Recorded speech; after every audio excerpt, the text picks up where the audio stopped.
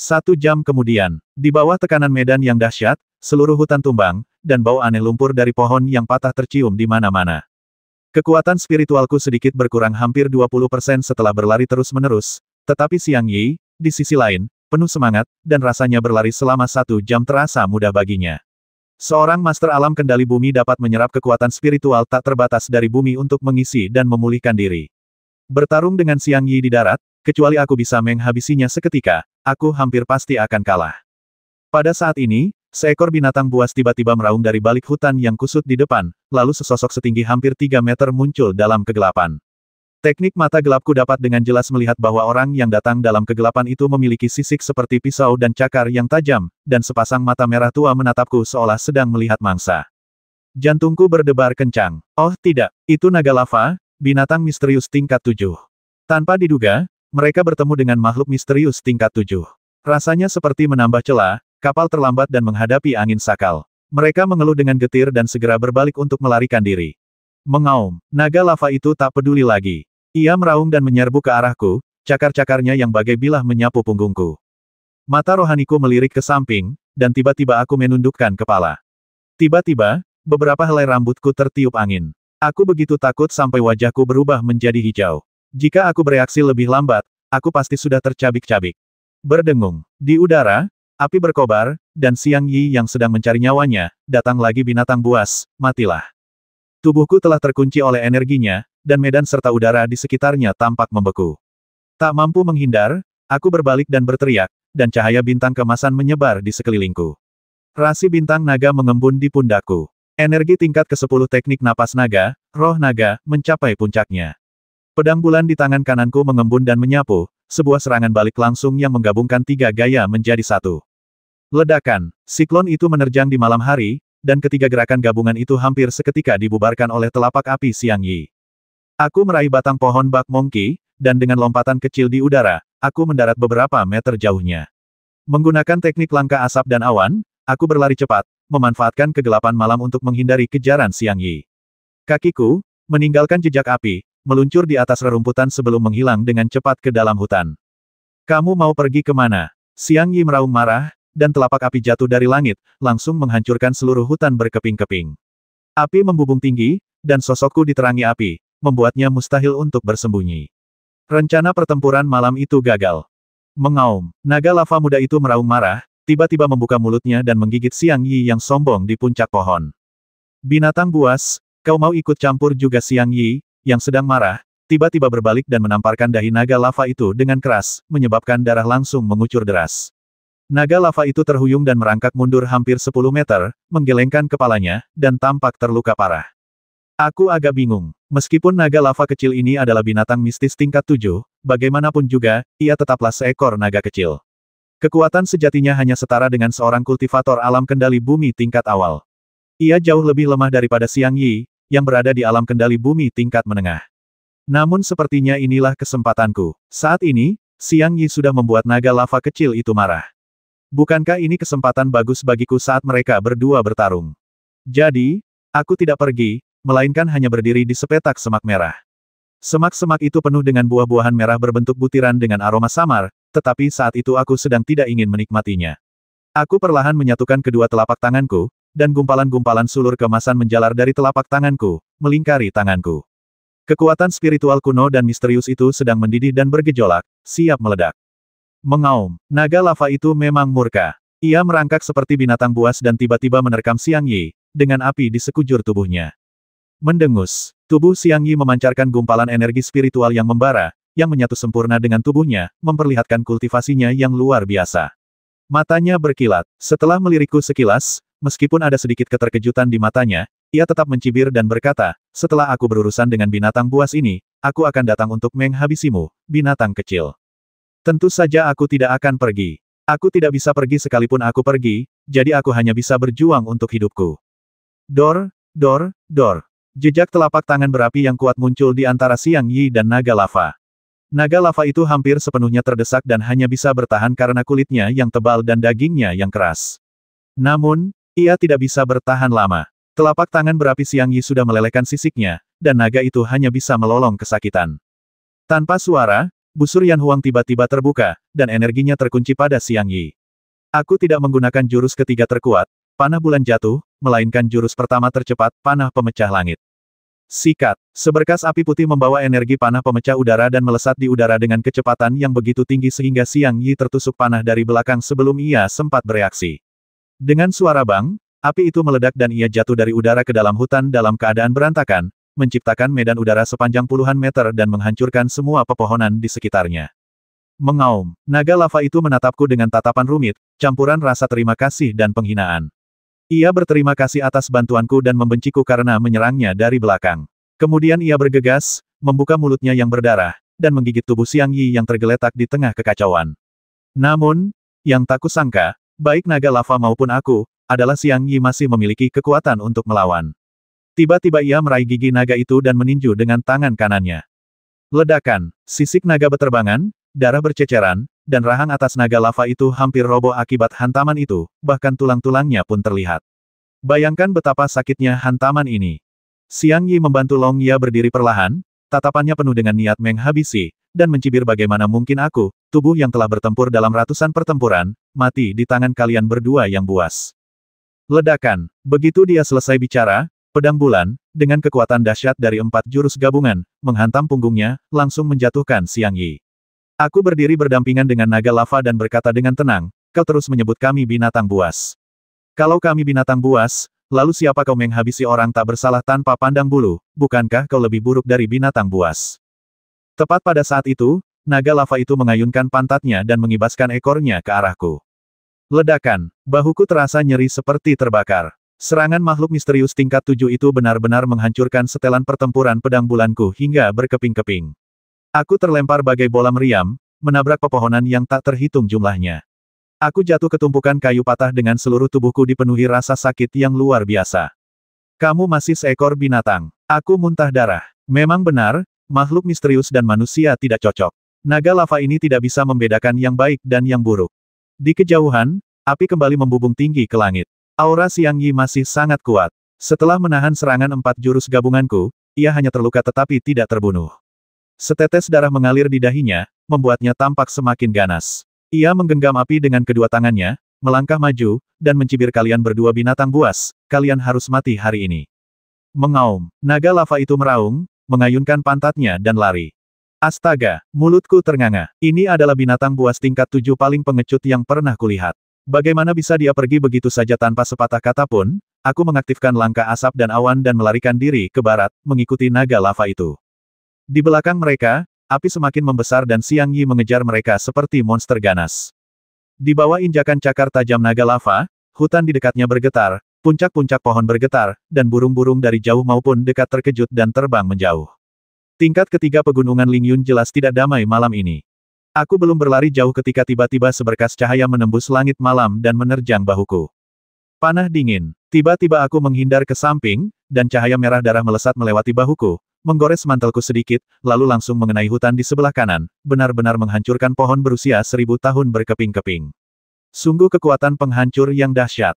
Di udara, sebuah tombak jatuh dari langit, membawa serta kekuatan spiritual dan momentum yang kuat. Kapan? Pedang bulan terhalang, dan wajah ganas di malam hari tak terlupakan. Wajahnya aneh, pucat dan kejam, dengan senyum sinis di sudut mulutnya, tetapi kekuatannya luar biasa, setidaknya di tahap awal alam kendali bumi. Terkejut, aku jatuh diagonal dari puncak pohon, pedang dan diriku. Sebelum aku menyentuh tanah, seorang pria berlari ke arahku dari kanan, mengacungkan kapak perang spiritual dan meraung, pergi ke neraka.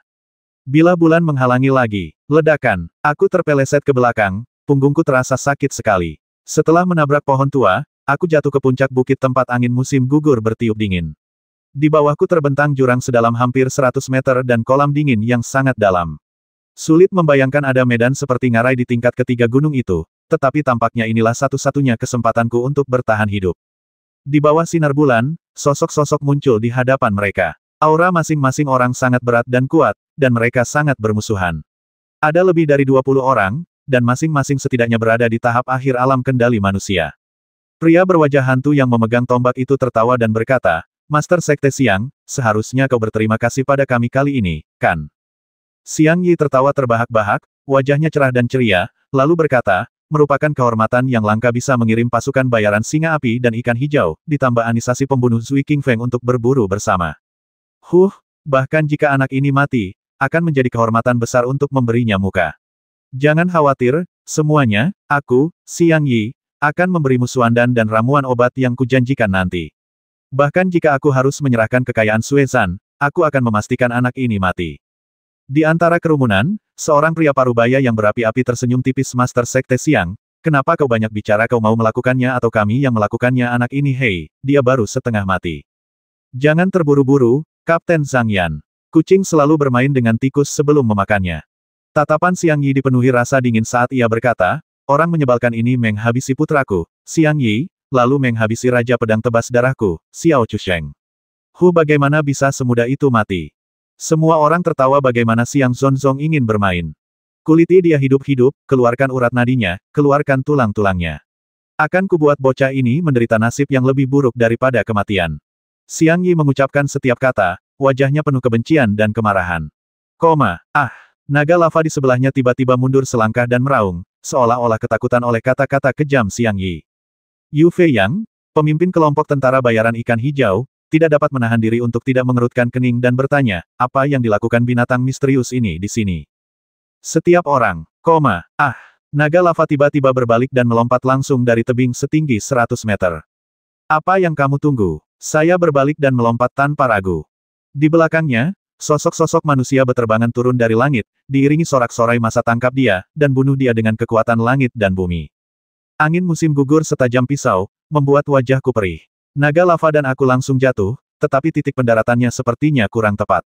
Tidak ada air, jadi kami terpaksa mendarat dengan keras. Ledakan. Ia menggunakan langkah asap dan awan untuk sedikit mengurangi tekanan, tetapi tetap saja jatuh tersungkur ke lumpur dan bebatuan. Kakinya mati rasa dan ia langsung kehilangan kesadaran. Mengaum. Naga lava itu berkulit lebih tebal dan berdaging lebih keras daripada aku. Ia terlatih-tatih masuk ke dalam air puluhan meter jauhnya, lalu mengibaskan ekornya dan melarikan diri ke kolam besar yang dingin. Sosok-sosok berjatuhan di sekelilingku. Hampir semuanya memiliki tingkat kultivasi yang lebih tinggi dariku.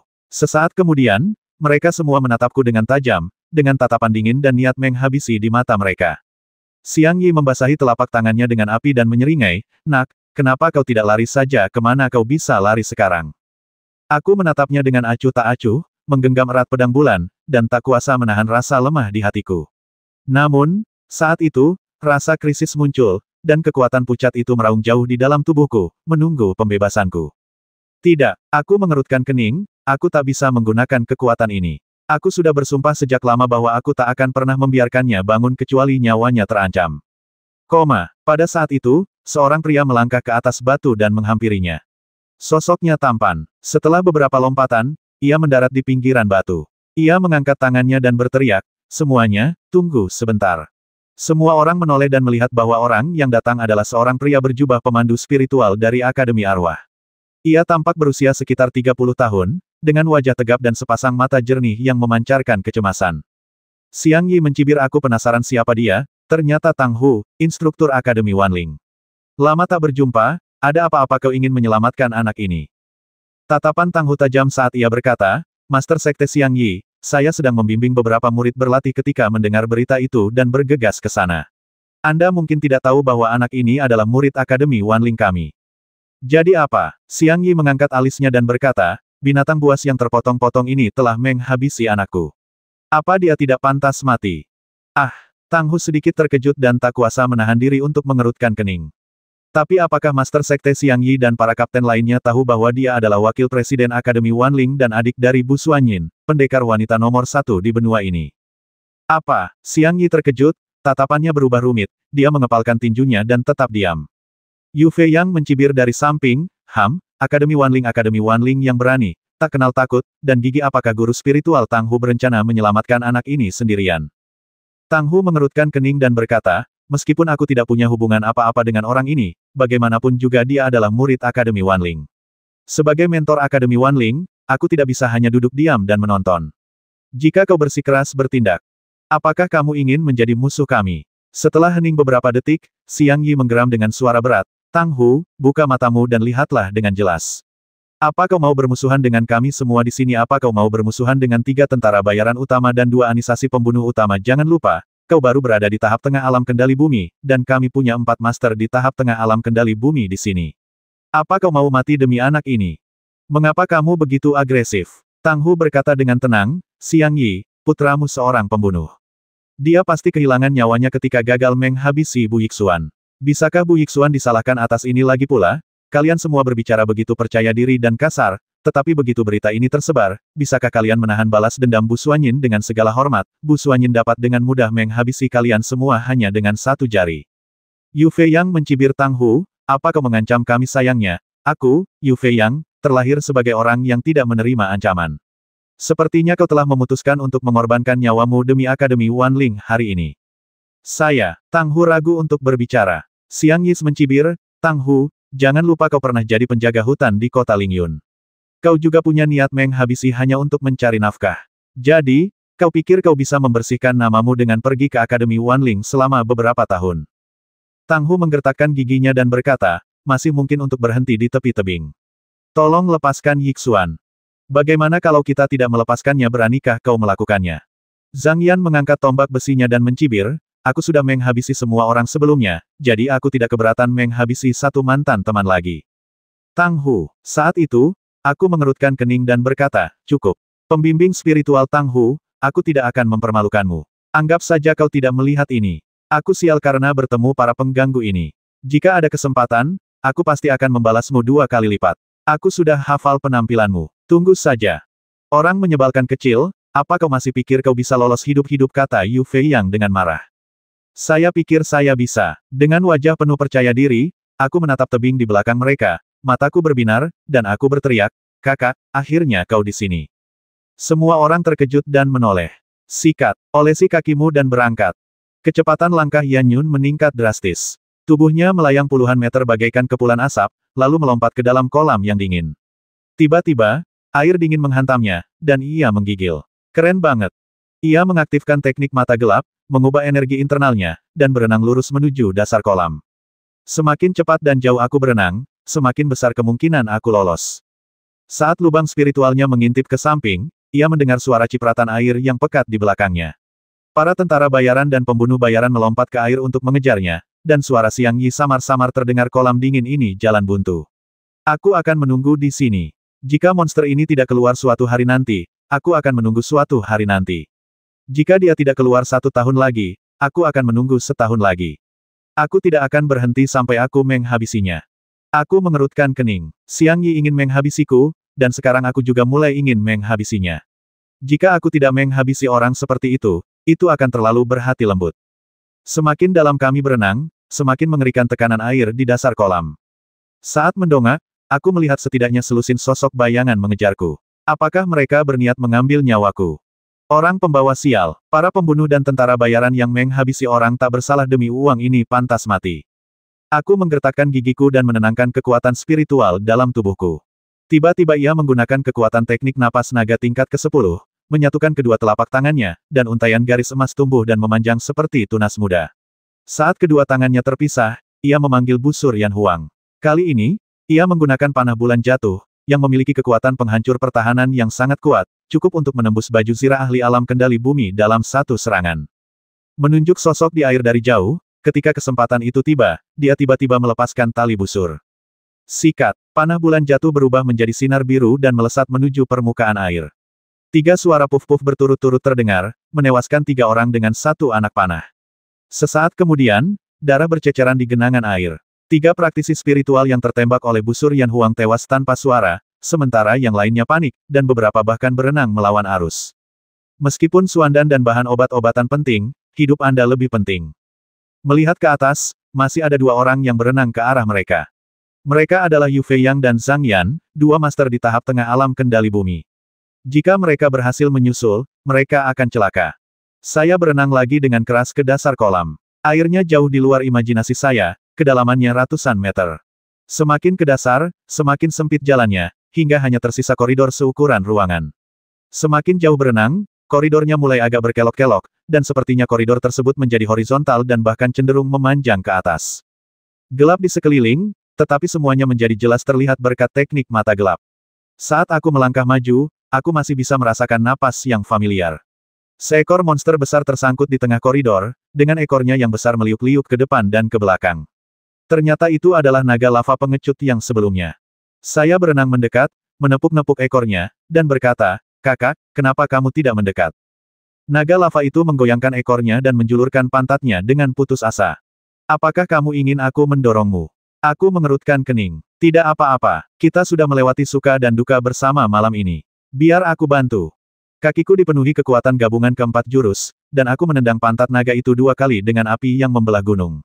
Seketika, kekuatan spiritual api itu melonjak di gelombang air, dan aku menendang naga lava itu sekaligus. Ia benar-benar menatapku, dan ada sedikit kebencian di mata merahnya. Saya berenang keluar juga, dan saat saya muncul ke permukaan, saya melihat naga lava berlari riang di atas karang hitam. Mengaum, raungan meletus entah dari mana, kilatan cahaya dingin menyambar langit, dan naga lava itu berhenti berlari. Kepalanya hilang, darah mengucur dari lehernya. Ia mati. Apa yang sebenarnya terjadi? Maaf, saudaraku. Aku tidak bermaksud begitu. Sungguh. Saya benar-benar tercengang. Aura pembunuh merasuk, dan auranya jauh lebih kuat daripada naga lava. Dalam kegelapan, sesosok monster raksasa memutar tubuhnya yang panjang dan dengan rakus mengunyah makanan di mulutnya. Makanan itu ternyata adalah kepala naga lava. Teknik mata gelap. Melihat dari jauh, aku ketakutan setengah mati. Orang yang menghabisi naga lava itu ternyata adalah naga sepanjang 20 meter. Ia adalah naga kolam dingin, binatang mistis tingkat 7, binatang mistis tingkat 7 dengan garis keturunan tingkat raja. Mendesis. Naga kolam dingin tiba-tiba mengangkat kepalanya dan menatap kegelapan di depannya dengan waspada. Di sana, gumpalan energi jahat yang berapi-api melonjak keluar, bahkan alam rahasia di dasar kolam bergetar dan berdengung. Makhluk raksasa lain mendekat. Mengikuti cahaya api, terlihat pegunungan merah tua kecil bergerak, ditutupi jaringan yang menonjol seperti kudis, dan energi jahat yang berapi-api di dalam tubuhnya begitu kuat hingga terasa menyesakkan. Ternyata itu adalah seekor katak raksasa. Dan itu adalah seekor kodok yang diselimuti warna merah tua. Ketika aku mengamatinya dengan saksama, aku tiba-tiba teringat bahwa ada gambar makhluk semacam ini di buku rahasia binatang misterius, yaitu kerang raksasa abis, yang juga merupakan binatang misterius tingkat 7 dengan garis keturunan tingkat raja. Aku bersandar pelan di bebatuan di tepi kolam yang dingin, merasakan hawa dingin di hatiku. Aku baru saja lolos dari sarang harimau, tetapi malah masuk ke sarang serigala.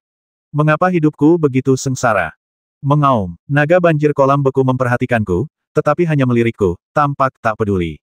Kemudian ia mengalihkan tatapan waspadanya ke arah kerang raksasa abis, surai putihnya berdiri tegak. Kerang raksasa abis menolak untuk mundur, mengamati bangkai drek lava sebelum berbalik kepadaku. Akhirnya, ia mendorong kaki belakangnya, tubuhnya berkobar api, dan memelototi naga banjir kolam beku, siap bertempur. Perang akan segera dimulai. Untungnya, tak seorang pun dari mereka yang memandang rendah saya. Saya mengeluarkan sebuah apel dari cincin tulang luar angkasa, mencucinya di air kolam, dan kemudian saya menyilangkan kaki dan mulai menonton pertunjukan itu lagi.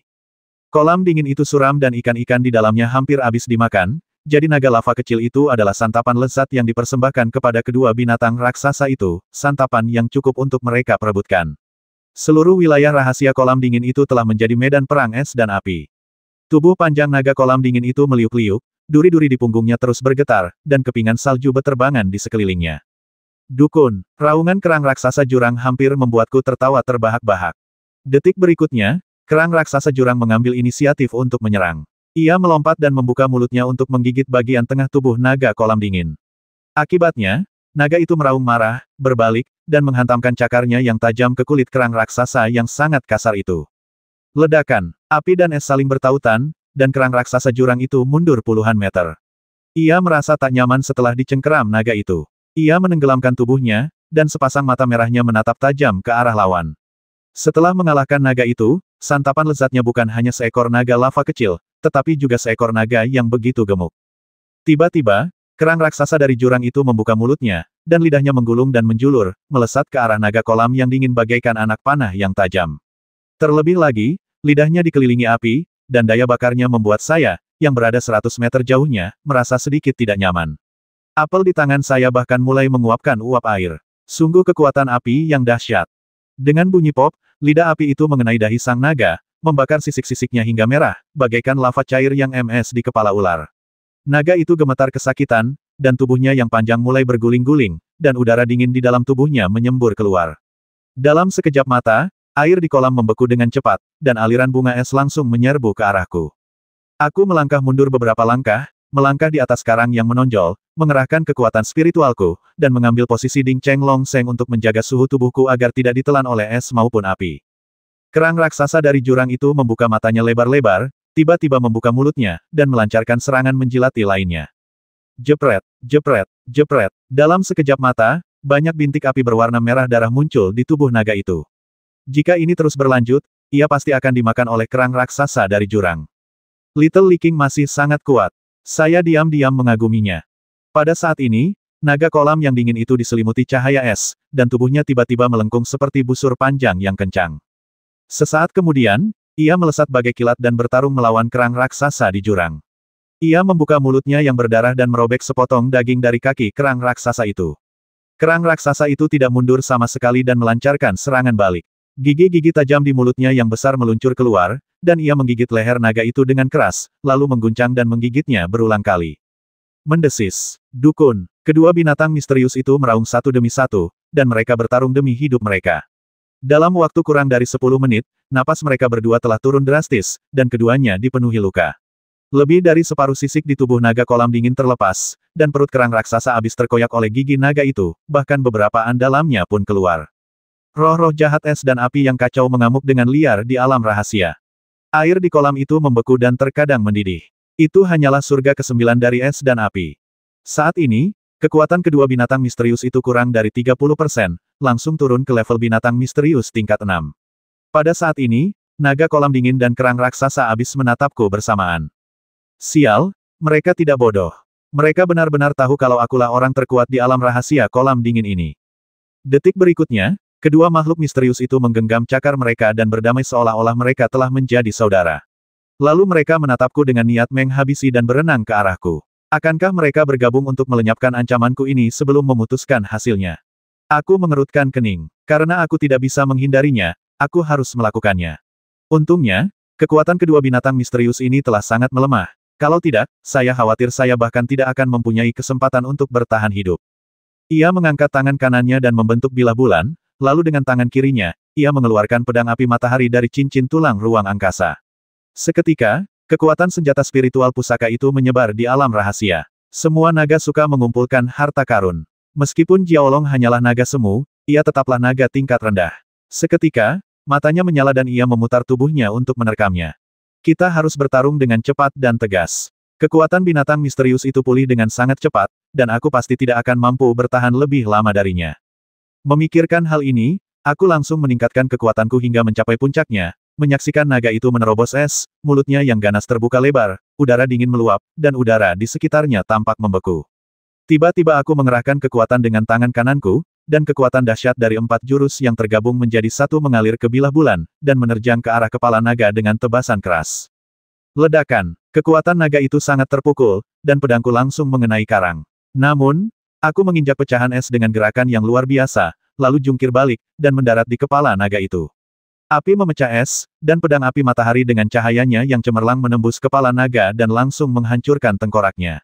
Seketika, makhluk purba ini pun tertidur dan mengapung di atas es. Sikat. Di belakangku, lidah manis dari kerang raksasa yang menjilat kecil itu menghantam punggungku tepat, menghantamku ke dinding batu, lalu aku jatuh ke air.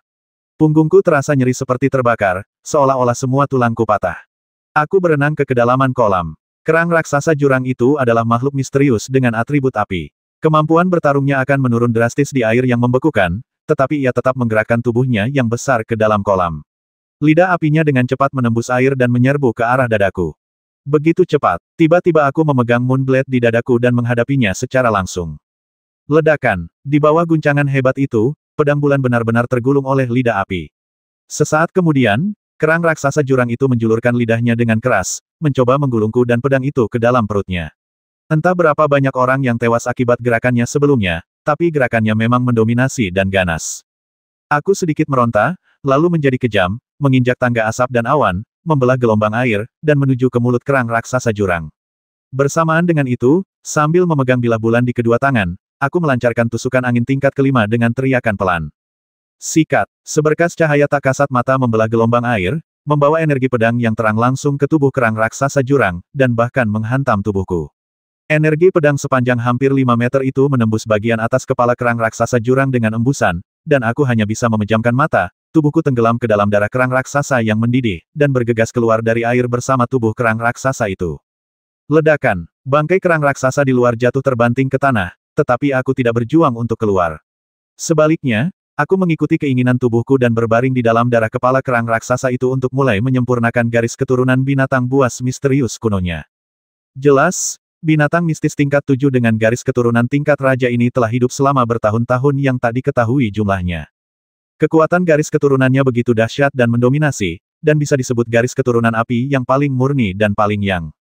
Untuk sesaat, cahaya pola ilahi Dragon Vault melonjak, dan seluruh orang itu terbenam dalam garis keturunan kerang raksasa jurang selama setengah jam, hingga gumpalan asap mengepul di sekelilingnya, memurnikan seluruh darah di otaknya. Patah. Setelah merangkak keluar dari tubuh kerang raksasa dan menyelesaikan pemurnian, kekuatan fisikku meningkat pesat lagi, dan bahkan sebagian besar lukaku pun sembuh. Namun, api di tubuhku berkobar, seolah-olah akan meledak. Melirik ke samping, ia melihat bangkai naga kolam dingin masih tergeletak di atas es. Ia pun melangkah mendekat, meraih tubuh naga itu, dan mulai memurnikan serta menyerap kekuatan darahnya. Naga itu adalah binatang misterius tingkat 7 lainnya dengan darah tingkat raja, dan darahnya sangat dingin dan beku. Dengan cara ini, ia emeralkan kekuatan darah kerang raksasa jurang, mencapai kondisi harmoni, kebulatan, dan kepenuhan alami. Setengah jam lagi proses pemurnian berlalu. Setelah selesai, saya menarik napas dalam-dalam dan merasakan telinga serta mata saya menjadi lebih tajam. Kekuatan dan persepsi saya telah meningkat pesat. Yang lebih penting, cahaya rune burung naga telah meningkat pesat dan kini sepenuhnya jenuh. Saya akan segera memasuki tingkat keabadian ketiga. Berdengung, berdengung. Kekuatan rune itu benar-benar mengeluarkan suara pelan. Saat berikutnya, ketika lubang spiritual itu mengintip ke samping, ia melihat pola ilahi Dragon Vault mengamuk liar di dalam tubuh, seolah-olah tidak ada tempat untuk melampiaskannya. Tidak, Master Bailey Cheng memberi saya sebuah fragmen ingatan ketika beliau mengajarkan rune ilahi Dragon Vault. Ingatan Lingjian sepertinya menyebutkan tanda ini adalah tanda kejenuhan rune, yang berarti lapisan rune ilahi Dragon Vault ini telah jenuh, dan harus ditekan dan ditempa di dalam tubuh sebelum memasuki alam berikutnya. Tanpa berpikir panjang, aku langsung duduk bersila dan mulai menguasai kekuatan Dragon Vault Divine Rune, memusatkannya di tubuhku.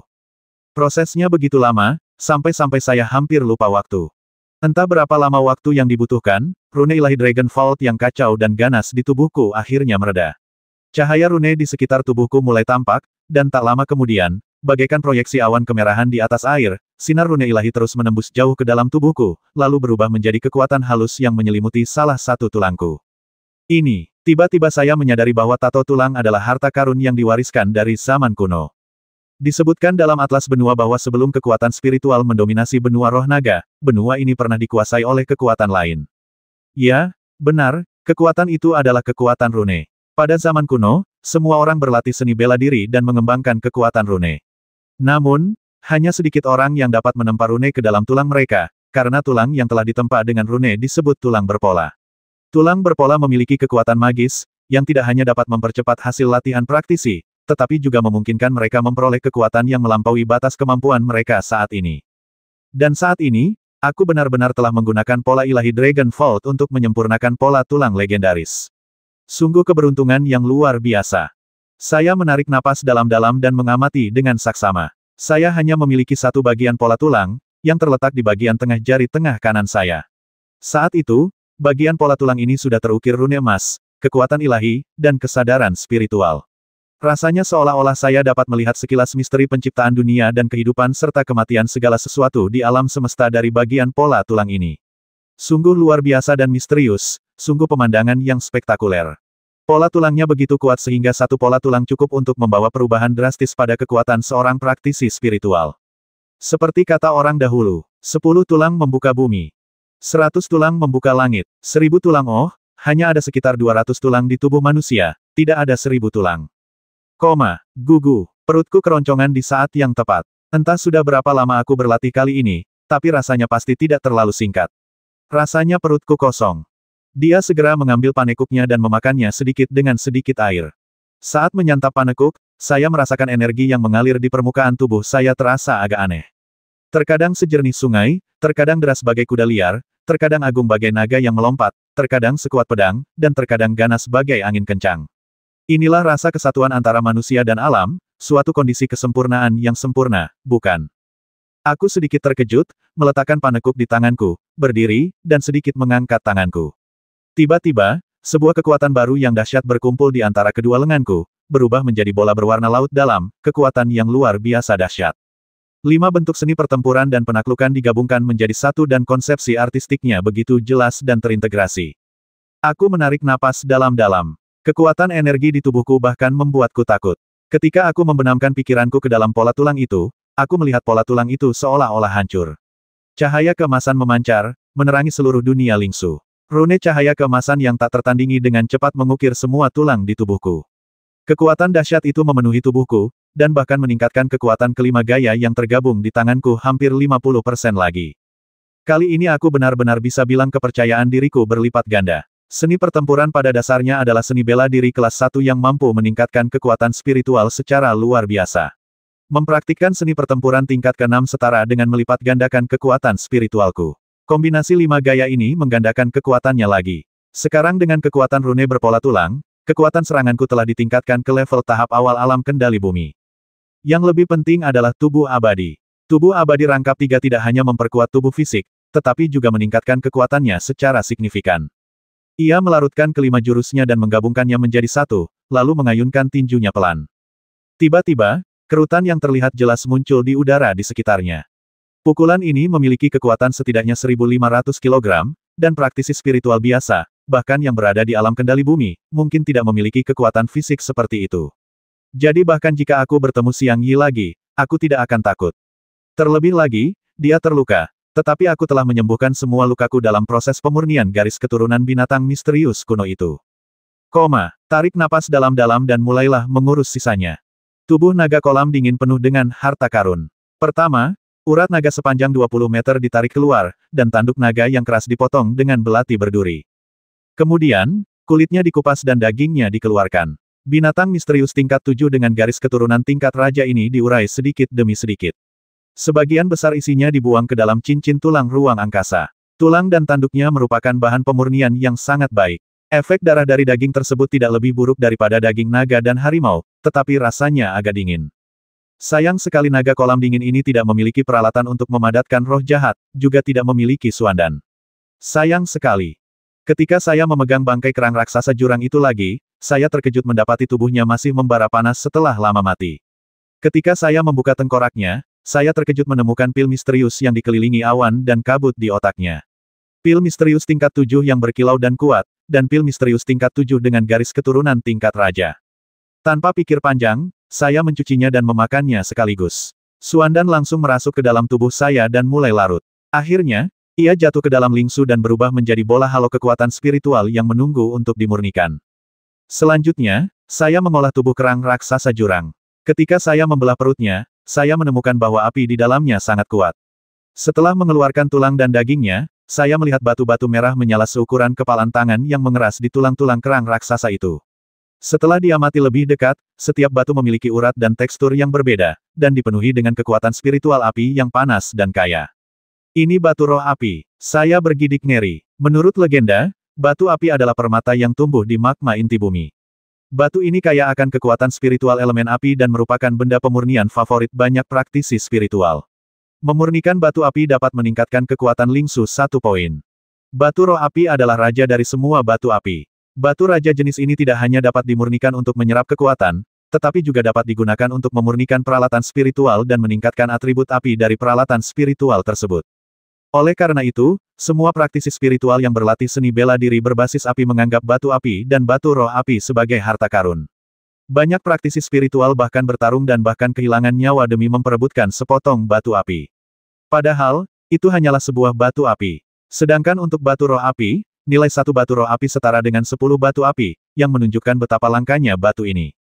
Kerang jurang raksasa ini pasti hidup jauh di bawah tanah pegunungan Lingyun, menelan sejumlah besar batu api. Batu-batu api ini telah berada di dalam tubuhnya selama bertahun-tahun, dan akhirnya, di bawah pencucian waktu dan tahun, mereka telah mengalami perubahan kualitatif, menyerap api dari pusat bumi dan roh kehidupan kerang raksasa, dan akhirnya menyublim menjadi batu roh api yang berharga. Setelah dihitung, setidaknya ada lebih dari 100 batu roh api di tubuh katak itu. Harga batu roh api sangat mahal. Di kota Lingshui, Satu batu api dijual seharga 1 juta, dan satu batu roh api harganya hampir 10 juta. Ini juga berarti bahwa nilai batu roh api di tubuh kerang raksasa abis mencapai 1 miliar. Berdengung. Pikiranku langsung kosong. Ini adalah berkah tersembunyi. Rasanya seperti aku telah menghasilkan banyak uang. Lagi pula, batu roh api adalah harta yang tak ternilai harganya. Jurusan Suyan adalah seni bela diri yang menggunakan api, jadi saya yakin dia akan sangat membutuhkannya. Saking senangnya, ia pun mulai sibuk. Ia menggunakan belati penusuk jiwa untuk mengambil batu roh api satu persatu, lalu memasukkannya ke dalam cincin tulang luar angkasa. Kali ini, ia tidak hanya mendapatkan berbagai material untuk naga kolam dingin, tetapi juga mendapatkan banyak batu roh api. Panen yang luar biasa. Aku sudah mengumpulkan semuanya. Meskipun tulang dan daging kerang raksasa jurang itu sebenarnya bahan yang bagus, cincin tulang luar angkasaku sudah hampir penuh, jadi aku hanya bisa membuangnya. Aku menarik napas dalam-dalam dan melihat sekeliling alam rahasia kolam dingin. Gelap dan aku tak tahu sudah berapa lama aku di sini. Xiang Yi bilang dia akan tetap di luar. Kalau aku keluar sekarang, aku mungkin akan berhadapan dengan Xiang Yi dan sekelompok pengejarnya yang kejam. Lagi pula, aku tidak 100% yakin bisa mengalahkan Xiang Yi sekarang. Lagi pula, semua kartuku masih di tahap awal alam kendali bumi, dan kalaupun Xiang Yi terluka, dia masih di tahap tengah alam kendali bumi. Kemungkinannya paling besar 50-50. Lagi pula, dia punya para pembunuh dan tentara bayaran untuk membantunya. Keluar kemungkinan besar berarti mati. Tunggu sebentar lagi. Aku tidak bisa hanya duduk diam dan menunggu. Udara di sini sangat dingin, menjadikannya tempat yang bagus untuk menyempurnakan senjata. Jadi, aku akan menyempurnakan Moonblade-ku. Sejauh ini, aku baru menyempurnakan beberapa bulu Dark Dragon Eagle menjadi Moonblade, dan itu belum mencapai tahap evolusi. Setelah membolak-balik inventaris di cincin tulang luar angkasa, ia akhirnya mengeluarkan tulang sayap yang berharga. Tulang sayap ini penuh dengan esensi emas dan besi dari binatang misterius garis keturunan tingkat kaisar, ditambah esensi kehidupan, menjadikannya bahan pemurnian yang sangat baik. Aku menarik napas dalam-dalam, melepaskan reruntuhan roh, dan menempatkannya ke dalam tulang sayap. Tulang itu langsung meleleh menjadi sinar cahaya yang menyelimuti pedang bulan, tetapi pedang bulan itu seperti batu dan tidak secara aktif menyerap esensi-esensi ini. Aku terpaksa mengerahkan kekuatan seni perang dan penaklukan untuk menyempurnakan esensi tulang sayap hingga memenuhi persyaratan penyerapan pedang bulan. Proses ini sangat panjang, dan tak seorang pun tahu berapa lama waktu yang dibutuhkan. Hingga lingkaran esensi berdiameter hampir 3 meter itu disempurnakan dan dipadatkan hingga seukuran kepalan tangan, pedang bulan akhirnya bersinar terang, dan badan pedangnya berdengung dan berdentang, secara aktif menyerap dan menyatukan kekuatan esensi dari dunia luar. Ketika esensi tulang sayap hampir sepenuhnya menyatu dan disempurnakan, cahaya pedang bulan menjadi semakin terang, membuatnya hampir mustahil untuk membuka mata. Setelah hampir 5 menit, cahaya bilah bulan akhirnya sedikit redup, tetapi orang masih bisa melihat dengan mata terbuka potongan-potongan bulu es muncul di sekitar bilahnya, sangat kecil sehingga hampir tidak terdeteksi. Sikat. Aku memadatkan bilah bulan di tangan kananku, dan kekuatan perlengkapan spiritual itu mengalir deras ke lenganku. Aku tak bisa menahan napas. Bilah bulan itu terasa sedikit lebih berat, tetapi ketika diayunkan, terasa ringan seperti bulu. Ujung bilahnya bersinar lebih terang, dan aku bisa merasakan sakitnya menyayat kulitku hanya dengan melihatnya. Badan pedangnya juga mengalami sedikit perubahan, menjadi ramping dan bulat, megah sekaligus mengintimidasi. Ini adalah bentuk kedua dari pakaian spiritual Moonblade. Seberapa kuatkah Frost Feather? Hatiku sedikit gembira, bahkan hampir tak bisa menahan tawa. Dengan pedang bulan ini, ditambah kekuatan pola tulang dan kombinasi 5 gaya bertarung dan taktik mengalahkan, bisakah Xiang Yi di luar masih menjadi lawanku? Setelah istirahat sejenak dan makan, ia memanggang beberapa ikan mas roh naga dan memakannya. Tak lama kemudian, tubuhnya kembali ke kondisi prima. Aku tidak tahu sudah berapa lama aku di sini, saatnya keluar. Saat ini, ia tidak terlalu khawatir tentang Song Qian dan Zhao Hao. Dilihat dari penampilan Xiang Yi dan yang lainnya, mereka tidak menemukan kedua orang ini. Dengan kecerdasan Song Qian dan kekuatan Zhao Hao, saya yakin seharusnya tidak sulit untuk keluar. Berdebar, menyelamlah ke dalam air dan kembali dengan cara yang sama. Waktunya kembali. Aku baru saja berenang melewati celah itu, mataku tertutupi kekuatan spiritual teknik mata gelap, dan dari kejauhan kulihat dua sosok melompat bersama ke dalam kolam dingin, mengaduk-aduk gumpalan air. Mereka bahkan tak kuasa menahan cipratan air setelah masuk ke air. Sungguh pecundang. Aku diam-diam menempel di dinding batu kolam yang dingin di dalam kegelapan, dan seluruh tubuhku seakan-akan menempel di dinding batu itu bagaikan daun yang gugur, sehingga mustahil untuk dideteksi. Tatapan mereka tertuju pada dua pria itu, keduanya mengenakan lencana Blood Slash. Mereka tampak berusia 30-an, wajah mereka dipenuhi permusuhan dan ketidaksabaran. Mereka adalah dua penguasa di puncak alam kekaisaran. Mereka melepaskan energi spiritual mereka, memaksa air kembali. Salah satu dari mereka mengerutkan kening dan berkata, 5 hari telah berlalu, dan Master Sekte benar-benar ingin kita masuk ke air untuk mencari. Dia benar-benar tidak memperlakukan kita sebagai manusia. Set, yang satunya memberi isyarat untuk diam dan merendahkan suaranya, Tuan Muda tewas di tangan Bu Yixuan itu. Bagaimana mungkin ketua sekte bisa begitu mudah melepaskan amarah ini? Selama bertahun-tahun, kami, Blood Slash, selalu menindas orang lain, tidak pernah ditindas oleh orang lain. Sebaiknya kau jangan banyak bicara. Ayo, kita pergi ke kedalaman kolam dingin dan mencari selagi kita masih menghirup udara di rongga itu. Begitu kita menemukan mayat anak itu, ketua sekte akan menghadiahi kita Suan dan tingkat 6 dan seperangkat teknik bela diri kelas 1. Hei, saat itu, kita sudah menguasai teknik bela diri kelas 1, jadi siapa yang harus kita takuti? Hahaha, baiklah. Ayo pergi. Begitu kita menemukan mayat anak itu, aku akan memotong-motongnya. Kita sudah menderita di sini berhari-hari. Aku mengerutkan kening, dan tak mengeluarkan sedikit pun napas dalam diriku. Tubuhku melayang alami mengikuti derasnya air di dasar kolam yang dingin, seolah menyatu dengan lingkungan kolam yang dingin dan sulit ditemukan. Baru setelah berada di dekat punggung salah satu pembunuh itu, tiba-tiba aku menyerang, dan belati penusuk jiwa menusuk punggungnya. Air menjadi sunyi, darah mengucur deras, dan ia kehilangan kekuatan hidupnya dalam sekejap. Anak terkutuk. Pembunuh yang lain sudah melihatku dan menyipitkan matanya, karena di sini terlalu gelap dan dia tidak bisa melihat dengan jelas. Namun, aku melihat tempat ini seolah-olah siang hari. Dalam sekejap, pola tulang di jari tengah tangan kananku bersinar terang. Tangan kananku mengangkat wujud kedua dari bilah bulan. Cahaya laut dalam dari 5 gaya yang tergabung menjadi satu menembus pedang panjang itu dan menusuk dadanya dengan kekuatan yang tak terhentikan. Kekuatannya sungguh luar biasa. Engah. Di bawah serangan kekuatan penuhku, orang ini, yang berada di puncak alam kendali, lengah dan tertusuk tepat di jantungnya. Ia tewas dengan wajah pasrah sambil memegang ujung tajam Moonblade di tangannya. Bobo. Mengikuti suara gemericik air yang lembut, saya mendekati permukaan kolam yang dingin. Saya melirik ke bawah dengan mata rohani saya dan melihat bahwa memang ada beberapa orang di tepi kolam. Aku merilekskan tubuhku dan diam-diam mengapung di bawah air. Setelah mengamati sejenak, aku memastikan ada 5 orang di pantai. Salah satunya adalah Xiang Yi, dan 2 lainnya adalah pemimpin anisasi pembunuh Zui King Feng Sangguan Yin, dan yang lainnya adalah pemimpin kelompok tentara bayaran Singa Api, Zhang Yan. 2 lainnya adalah pembunuh yang lebih lemah di tahap akhir alam Yu, jadi mereka tidak perlu dipertimbangkan untuk saat ini.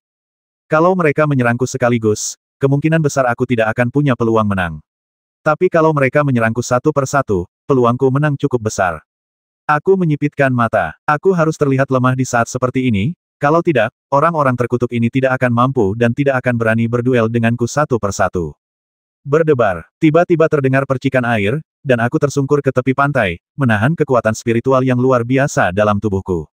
Dengan tenang, aku mengeluarkan sedikit darah kerang raksasa jurang dari cincin tulang angkasa dan memercikkannya ke perutku, membuatnya tampak seperti dadaku dibelah pedang.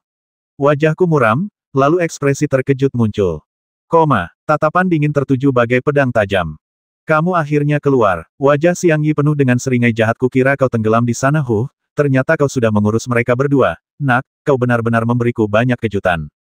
Zhang Yan bertanya, Master Sekte Xiang Yi, apakah Anda membutuhkan bantuanku untuk menghabisinya? Tidak perlu. Xiang Yi berkata dengan dingin, aku akan menghadapinya sendiri. Sangguan Yin mengangkat sudut mulutnya dan berkata dengan senyum sinis, kalau begitu, Kapten Zhang Yan dan aku akan memimpin serangan untukmu.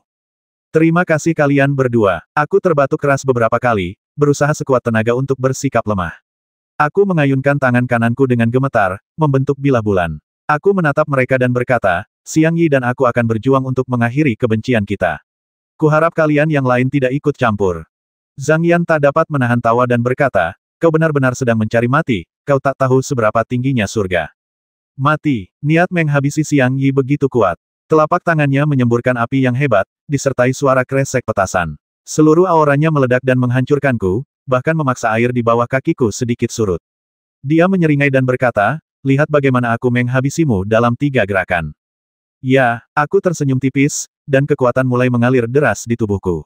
Pola-pola tulang langsung bersinar terang, dan cahaya kemasan memancar keluar, seketika memenuhi seluruh dunia di dalam tubuhku, dan kekuatan rune melonjak.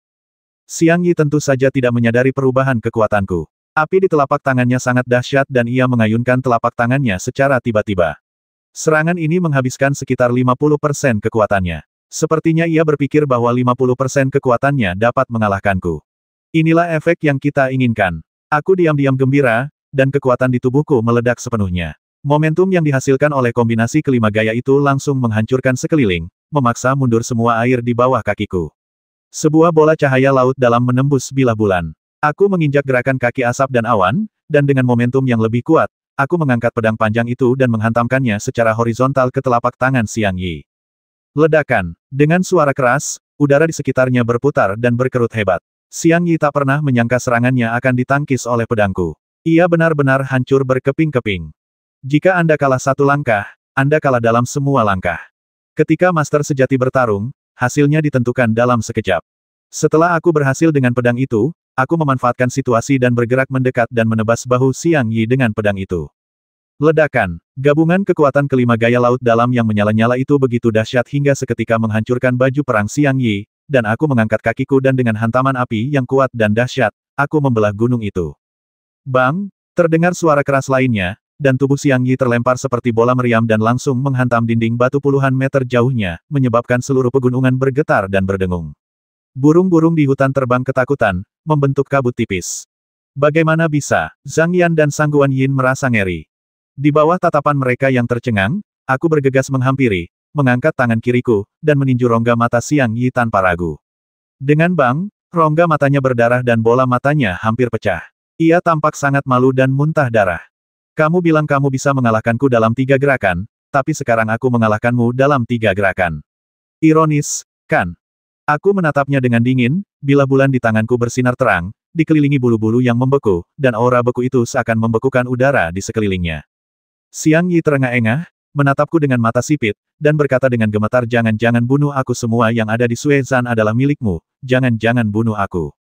Saya tidak dapat menahan tawa jika situasinya terbalik dan sayalah yang memohon belas kasihan, apakah Anda akan membiarkan saya pergi?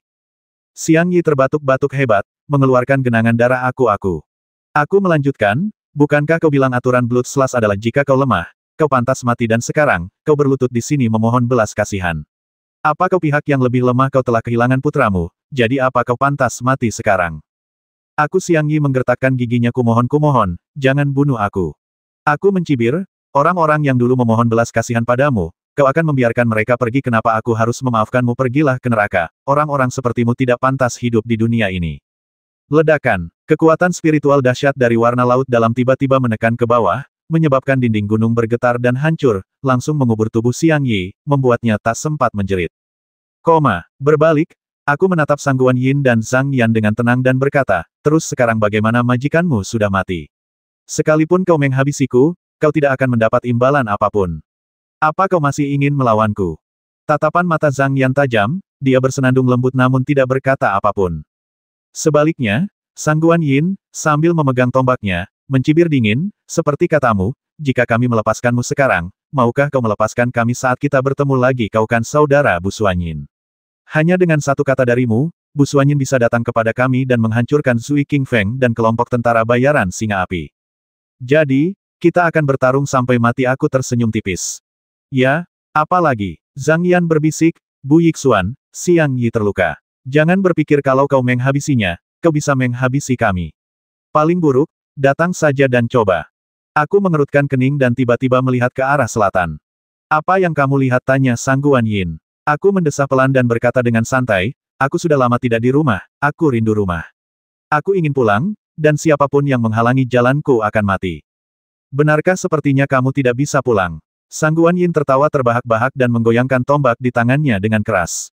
Tiba-tiba, kekuatan spiritual berwarna merah darah muncul. Aura seorang pria kuat di tahap tengah alam kendali bumi menyebar dan meluluh lantakkan, membuat orang-orang merasa ngeri. Bahkan di bawah aura yang mencekam dan menyesatkan ini, binatang buas di dekat maupun di kejauhan mulai gelisah dan malu-malu, serta terus-menerus merintih kesakitan. Anda harus berhati-hati saat berhadapan dengan kekuatan aneh ini. Sangguan tersenyum sinis dan berkata, Kapten Zhang Yan, kita harus bekerja sama. Anak ini mampu mengalahkan Xiang Yi dalam 3 gerakan, jadi dia pasti menguasai beberapa keterampilan unik. Dan dia adik Bu Suanyin, jadi dia pasti punya banyak harta karun. Bagaimana kalau kita bekerja sama untuk menghancurkannya dan membagi harta karun di cincin luar angkasanya secara merata? Itulah yang kumaksud. Zhang Yan membuka telapak tangannya, dan kekuatan spiritualnya mengembun menjadi kapak raksasa. Ia tertawa terbahak-bahak dan berkata, "Pergi, bunuh dia." Pola tulang itu bersinar terang, dan bulu-bulu es berputar cepat di sekitar bilah bulan. Aku melesat maju dengan pedangku, langsung menuju pergelangan tangan Sang Guan Yin. Jika aku bisa memotong pergelangan tangannya, dia tidak akan bisa menggunakan tombak itu. Tapi jelas aku meremehkan kemampuan Sang Guan Yin, si rubah tua. Tombak itu berputar pelan dan melilit seperti ular, langsung menjerat bilah bulanku. Kekuatan jahat itu bagaikan jurang, dan mulai menyerap kekuatanku. Daya hisap yang kuat membuatnya mustahil untuk dilepaskan seketika. Tanpa pikir panjang, aku melompat dengan tegas, menghunus pedang di tangan. Kaki kiriku dipenuhi kekuatan gabungan 5 jurus. Dengan aura sewarna laut dalam, aku melancarkan serangan dahsyat ke perut Sang Guan Yin, membelah gunung dengan api. Teknik kaki asap dan awan telah mencapai tingkat penguasaan, dan aku telah mempraktikkannya hingga kedua kakiku dapat digunakan dengan bebas. Sang Guan Yin mungkin tidak menyangka gerakan ini dariku. Dengan bunyi bang, ia ditendang di perut, tetapi untaian energi spiritual berwarna darah melonjak naik seperti gelombang, menghilangkan sebagian besar kekuatan tendanganku. Meski begitu, tendangan seberat 1.500 jin itu tetap membuat Sang Guan Yin terhuyung mundur berulang kali, wajahnya dipenuhi keheranan. Kekuatan aneh macam apa ini?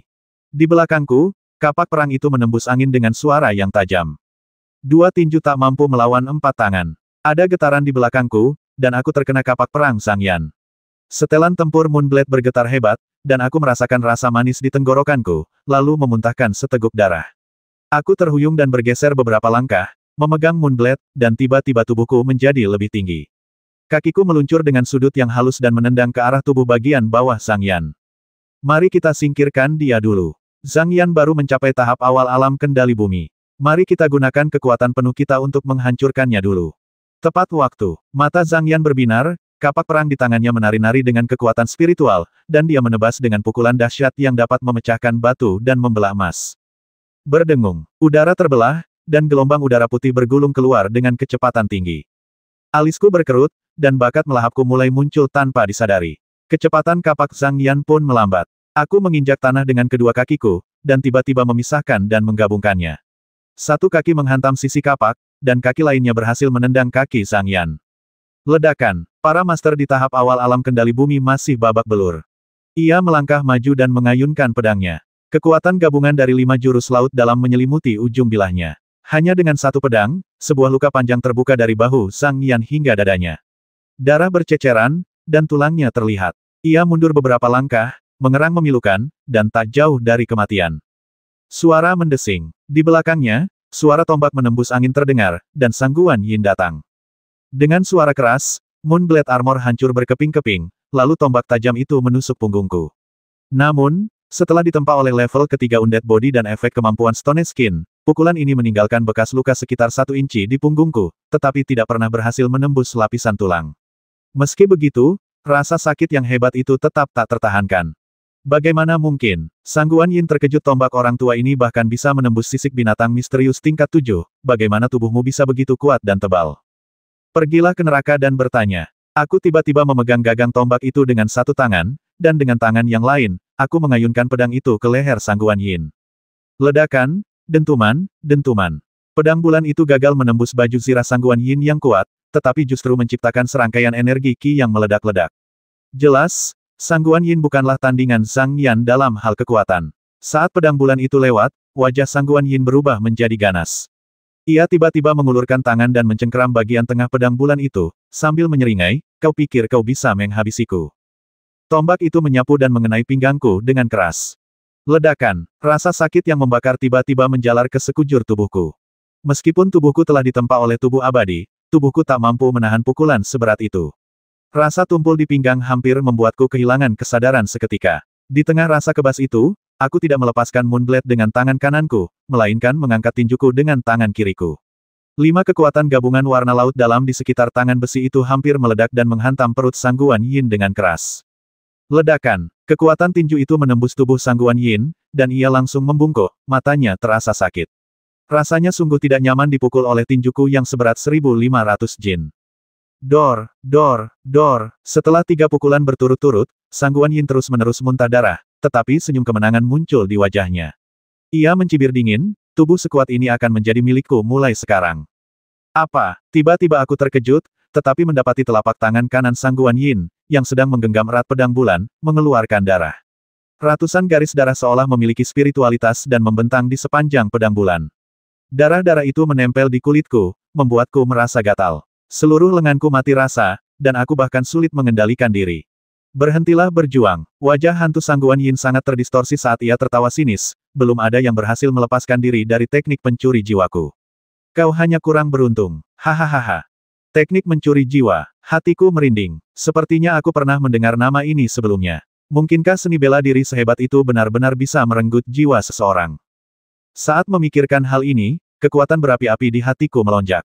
Tepat ketika pesona jahat Sang Guan Yin menyerbu tubuhku, bakat melahapku menjadi ganas, seolah-olah gelombang pusaran merah darah berputar cepat di hatiku, dan angin kencang Swiss berhembus langsung keluar dari tubuhku. Tiba-tiba, lingkungan sekitar menjadi seperti api penyucian, dan kekuatan itu mulai mengambil kekuatan di luar diriku sedikit demi sedikit. Ini adalah tahap pertama kekuatan melahap domain darah.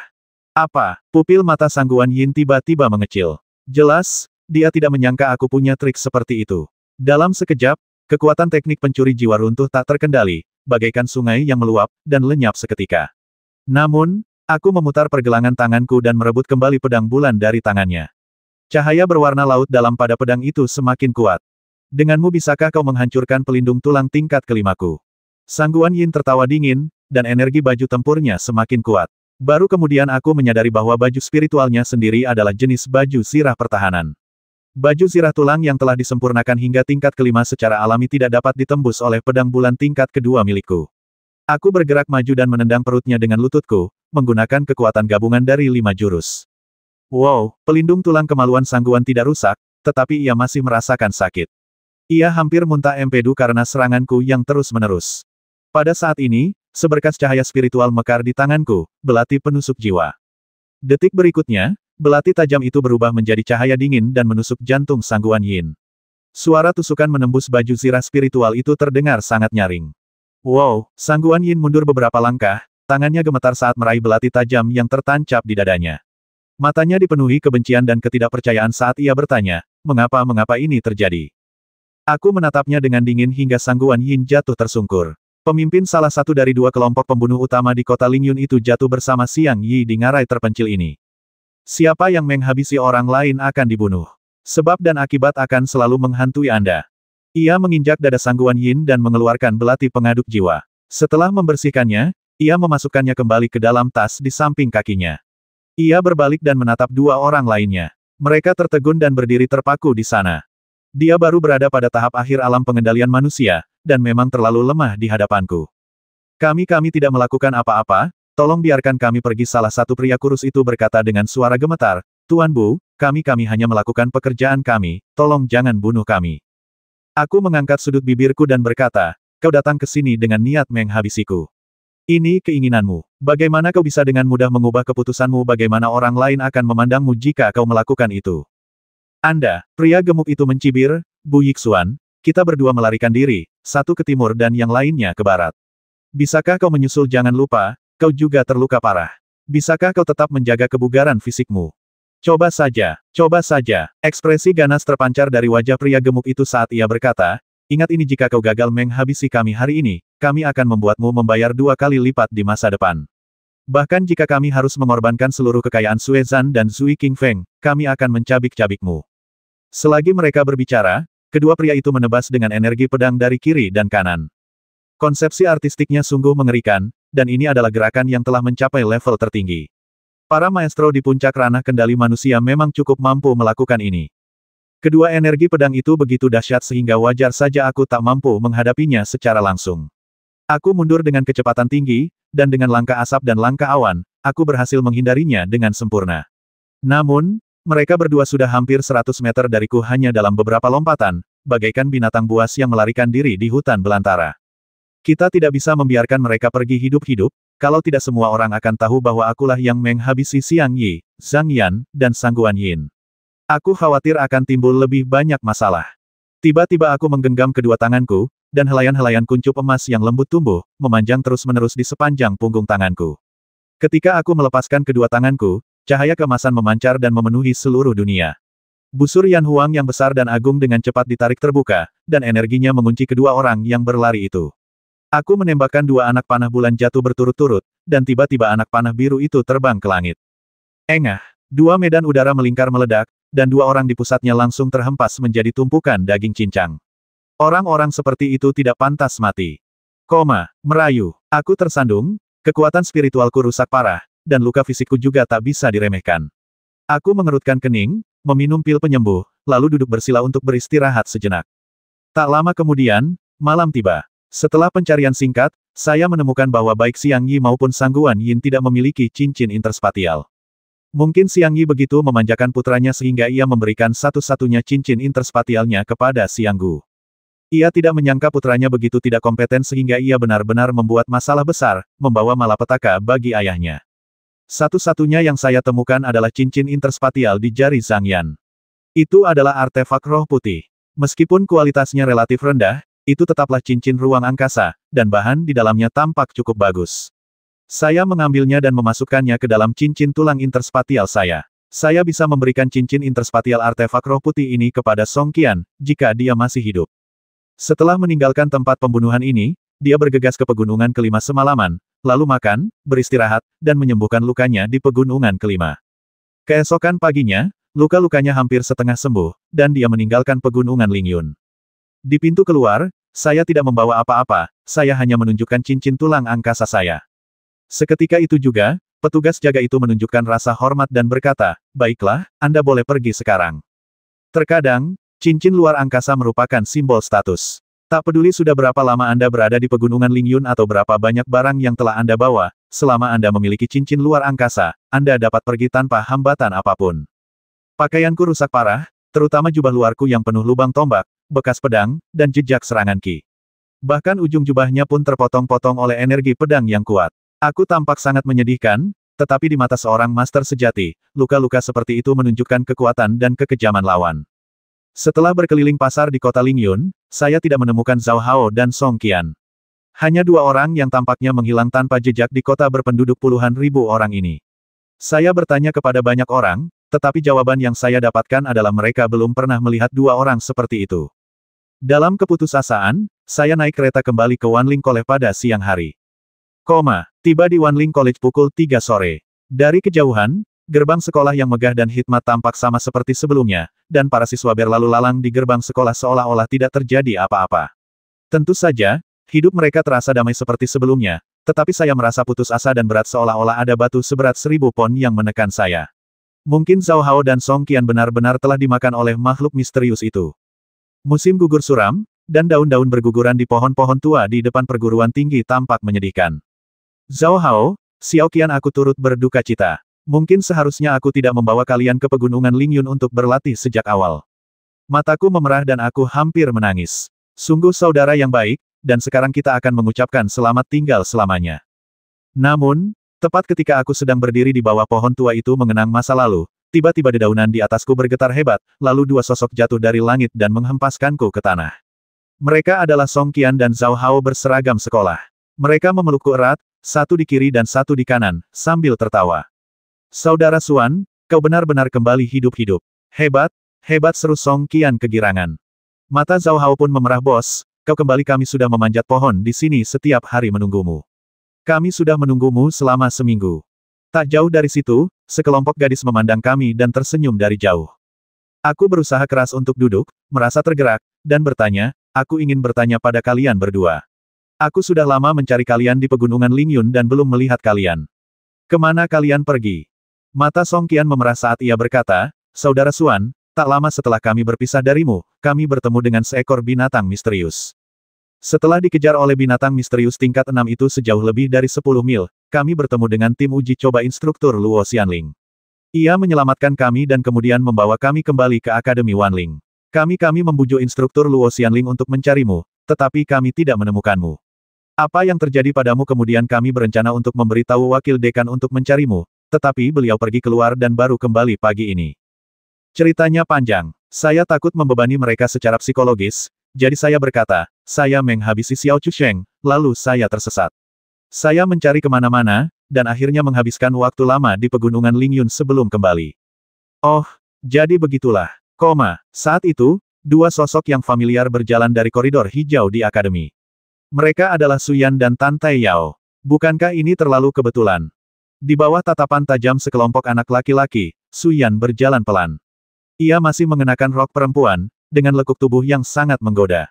Payudaranya lurus dan kakinya jenjang. Ia meletakkan satu tangan di pinggangnya, menatapku dengan wajah bangga, dan berkata sambil tersenyum Fudi, akhirnya kau kembali. Aku berdiri dan menatapnya dengan tatapan kosong. Suyan berkedip, ada apa? Aku berbisik, tidak ada, hanya saja aku hampir tidak bisa kembali. Dia sedikit terkejut, lalu berjalan mendekat dengan aroma yang menyegarkan, membuka tangannya dan memelukku, menepuk punggungku pelan dengan tangan mungilnya, lalu berkata lembut, senang kau kembali. Lain kali kau pergi berlatih, ajak kami. Kalau ada lebih banyak orang kau tidak akan diganggu. Aku mengangguk, merasa terharu tanpa alasan. Pada suatu sore di musim gugur, hutan di kampus diselimuti udara musim gugur yang kemasan, dan hidungku dipenuhi aroma tanaman dan buah-buahan. Di sore yang begitu menyenangkan, aku memasuki kantor dekan dengan jubah pang camping. Secangkir teh hitam, sedikit sinar matahari. Bu Suanyin mengenakan gaun seragam yang tak diragukan lagi menonjolkan sosoknya yang gagah dan tegap. Pesona dan kepercayaan diri seorang wanita dewasa membuat orang merasa sangat eski. Ia duduk di mejanya, memegang secangkir teh hitam, dan berkata sambil tersenyum, hei, apa gunanya pakaian ini? Sulu juga terkekeh di sampingnya. Namun, tepat setelah saya memasuki kantor, senyum Bu Suanyin membeku ketika ia melihat lubang-lubang di jubah itu. Matanya cerah dan berkaca-kaca, dan ia bertanya dengan suara rendah, Xiao Xuan, kau bertarung dengan siapa? Bekas luka di bajumu berasal dari energi pedang, kan? Aku mengerutkan kening dan berkata, Kak, Song Qian, Zhao Hao, dan aku diincar oleh anisasi pembunuh di pegunungan Lingyun. Orang-orang dari Suezan dan Zui Qingfeng sedang mengejar kami. Bukankah mereka sudah memberitahumu saat mereka kembali? Tidak, kedua bocah itu pasti takut dihukum olehku, jadi mereka bahkan tidak menyebutkannya. Wajahnya dipenuhi sedikit amarah, aku pasti akan menghajar mereka nanti. Jangan salahkan mereka, siapapun akan kehilangan ketenangannya jika menghadapi hal seperti ini. Apa yang terjadi selanjutnya? Duduk dan ceritakan padaku. Setelah duduk, aku mengambil teh hitam yang ditawarkan Sulu dan meminumnya sekaligus. Aku berkata, semuanya berawal karena kita diincar oleh Xiang Gu, Tuan Muda Blood Slash.